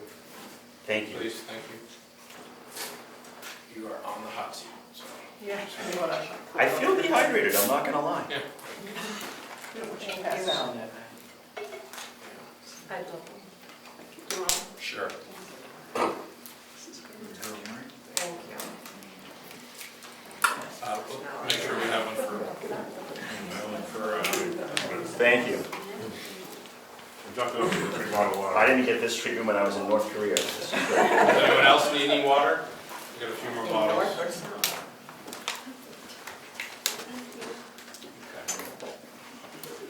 So the discussion that I wanted to have with the board was, I think it's speaking about the box that we have to operate in here, the very black and white nature of the law. The only question I have is the question number 3, and I know we're not voting yet, but I'll share an example, an experience I had in town years ago when I was in butter. Came before this board. A neighbor of ours wanted to install a manure mitigation system on the property line, so it didn't meet the setback. But it was going to be a huge improvement as far as how they were dealing with manure, because prior to this request for, I think it was a variance, they were just piling the manure out behind the barn, and it was 30, 40 feet tall, giant pile of manure. And there was watershed issues and wetland issues, and gee, this will be great. It'll be a 2-sided cement pad, and they can mix it and do whatever they need to do with manure to mitigate it, and then it goes away. And I was actually, as an abutter, in support of it. And in the end, the board denied or declined the variance, which meant that my neighbor could not build their manure management facility. And it was because the town, at the time, was worried about liability. And what would happen if my well, that was clear on the other side of my 3-acre property, was somehow contaminated by this manure handling system. Or in 10 years, when I moved up the street, which I actually did, the new tenants, or the new owners of my property, had that happen to them. And what the liability would be blowing back on the ZBA and the town, because the town said, yes, we're granting this variance. So, applying that to this situation, it's not a manure facility, it's an entirely different thing, it's not a variance, it's an equitable exemption or waiver. But I think about the words nuisance, I think about the words property devaluation, I think about the points that were brought up earlier about public safety and fall radiuses. And my concern is if we vote yes across the board on all of the questions, including question number 3, is this board, and by definition the town, which is all of us, taking on that liability because we put a stake in the ground in writing at a board meeting saying, yes, we're going to grant this equitable waiver. And what are the implications there? So that's what I want my fellow board members to think about.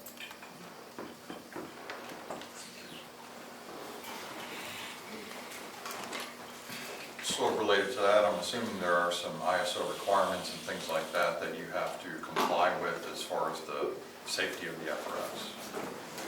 Yeah, I mean, again, we talked a little bit about how How safe wide. it is, but I'd answer your question about liability.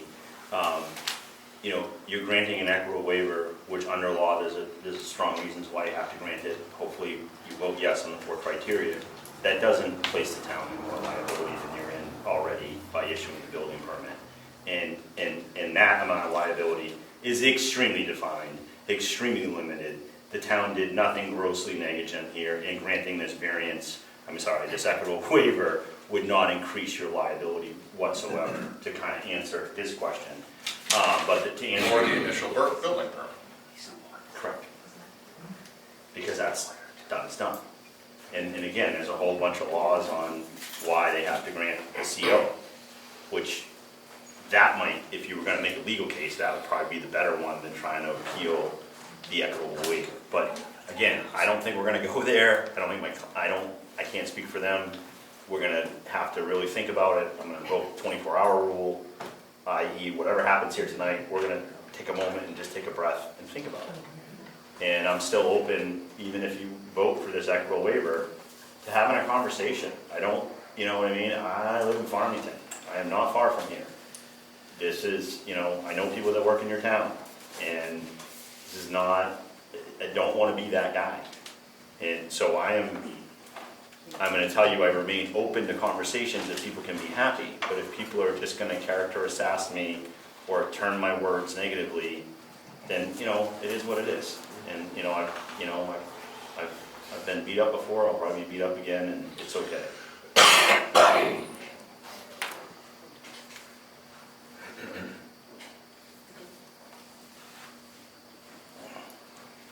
Anything else on the board? I don't want to prematurely shut it down, but really sure it's embedded and everyone's comfortable. I'm good. All right. So again, this is granting the equitable waiver. This is not saying you love the solar panel, it's nothing to do with that. Just we'll moving it, solve these issues. And that's all we're voting on here. And so let's just go to A, that the violation was not noticed or discovered by owner, former owner, owner's agent, or representative, or municipal official until after a structure in violation had substantially completed, or until after lot or other division of land in violation have been subdivided by conveyance to a bona fide purchaser for the value. So that's the first question, A, and start with the side first, and it should be. It's in the, Yeah, no, it's It was in the handbook. so Yeah, it'd I've be- got it. Well, yeah, I'm looking at 17 truncated.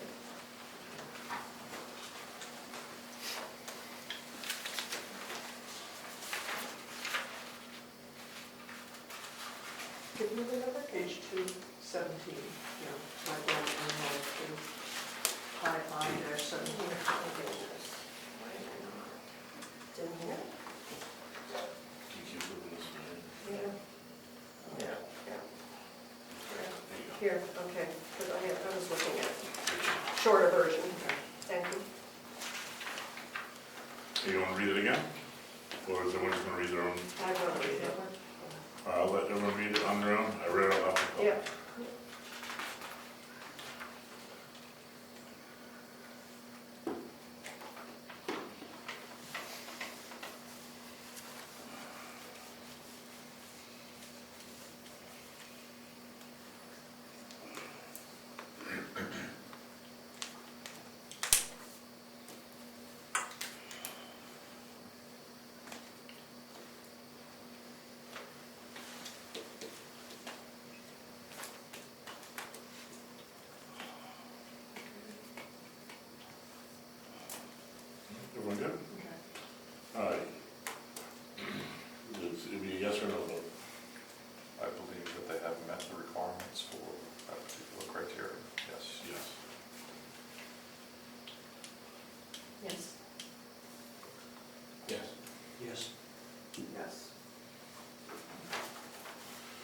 B, that the violation was not an outcome of ignorance of the law or ordinance, failure to inquire, obfuscation, thank you, misrepresentation, or bad faith on part of any owner, owner's agent, or representative, but was instead caused either by good faith error in measurement or calculation made by an owner or owner's agent, or by an error in ordinance interpretation or applicability made by a municipal official in the process of issuing the permit over which that official had authority. That is it.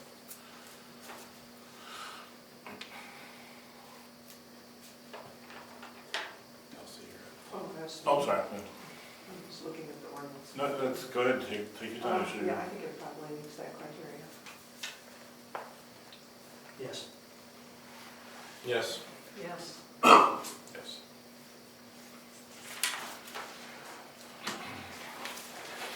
C, that the physical or dimensional violation does not constitute a public or private nuisance, nor diminish the value of other property in the area, nor interfere with or adversely affect any present or permissible future uses of any such property.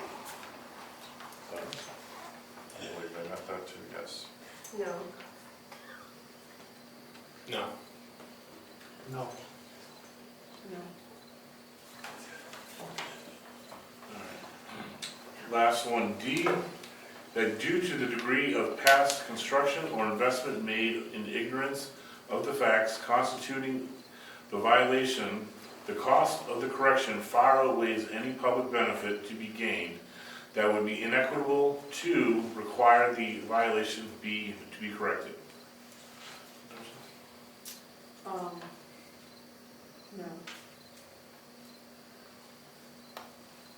No. Is that a double negative? Probably the way the laws are written.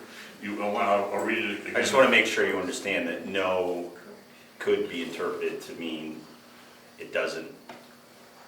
No, I'm intending no to mean it does not meet this criteria.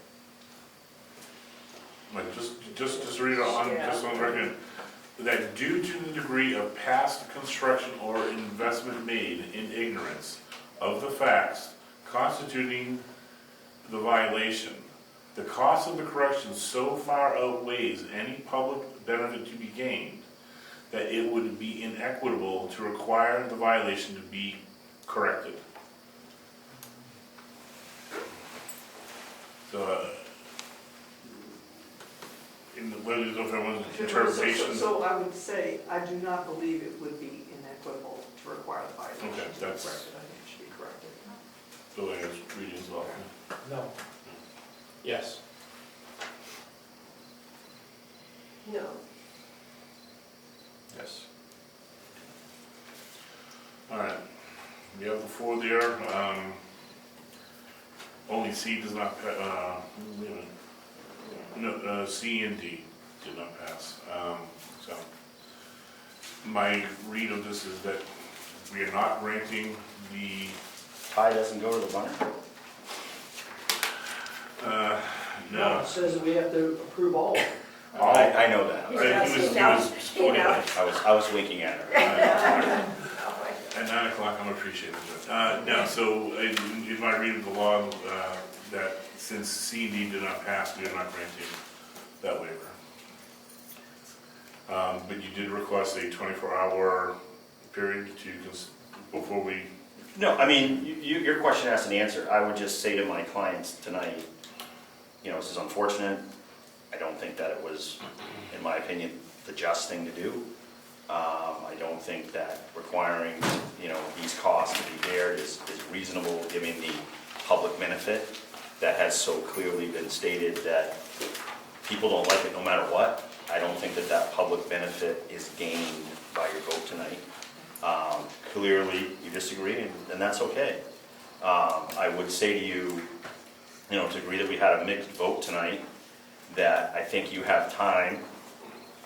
Anybody who voted in the negative that wanted to change their vote could make a motion to do that. That would be appreciated, because you're going to spend, an incredible amount of time, trying to figure out where we're gonna do it, put it back, and then when we move this, it's been stated here tonight, well, we think it should have been 50 feet, or we think it should have been this. When does it end?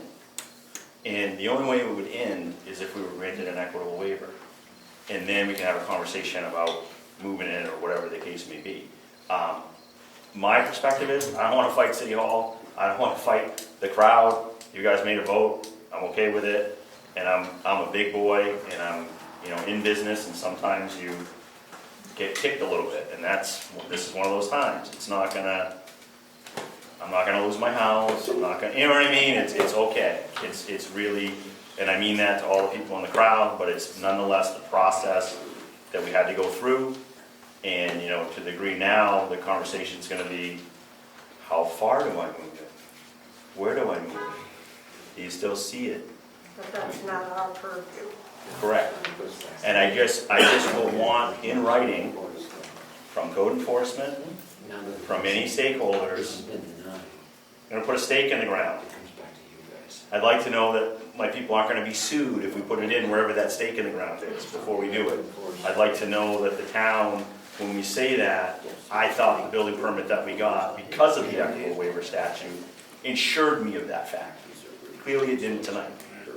No longer acting as moderator, I cannot hold, we can't hold you harmless if someone decides to sue. We aren't gonna do Yeah, I agree with that. It's just outside of our purview. I do agree with you. We worked with the code enforcement officer to see what's gonna satisfy the town. Well, really, it was the selectmen that interjected in this thing. The code enforcement officer, when I provided him the drawing that showed that it was 20 feet, my recollection was that, yeah, I think that's okay, let me ask some people. And it wasn't okay when he asked those people. But anyways, I appreciate your time. We spent a lot of time on this. It is what it is. The result is the result, and it is okay.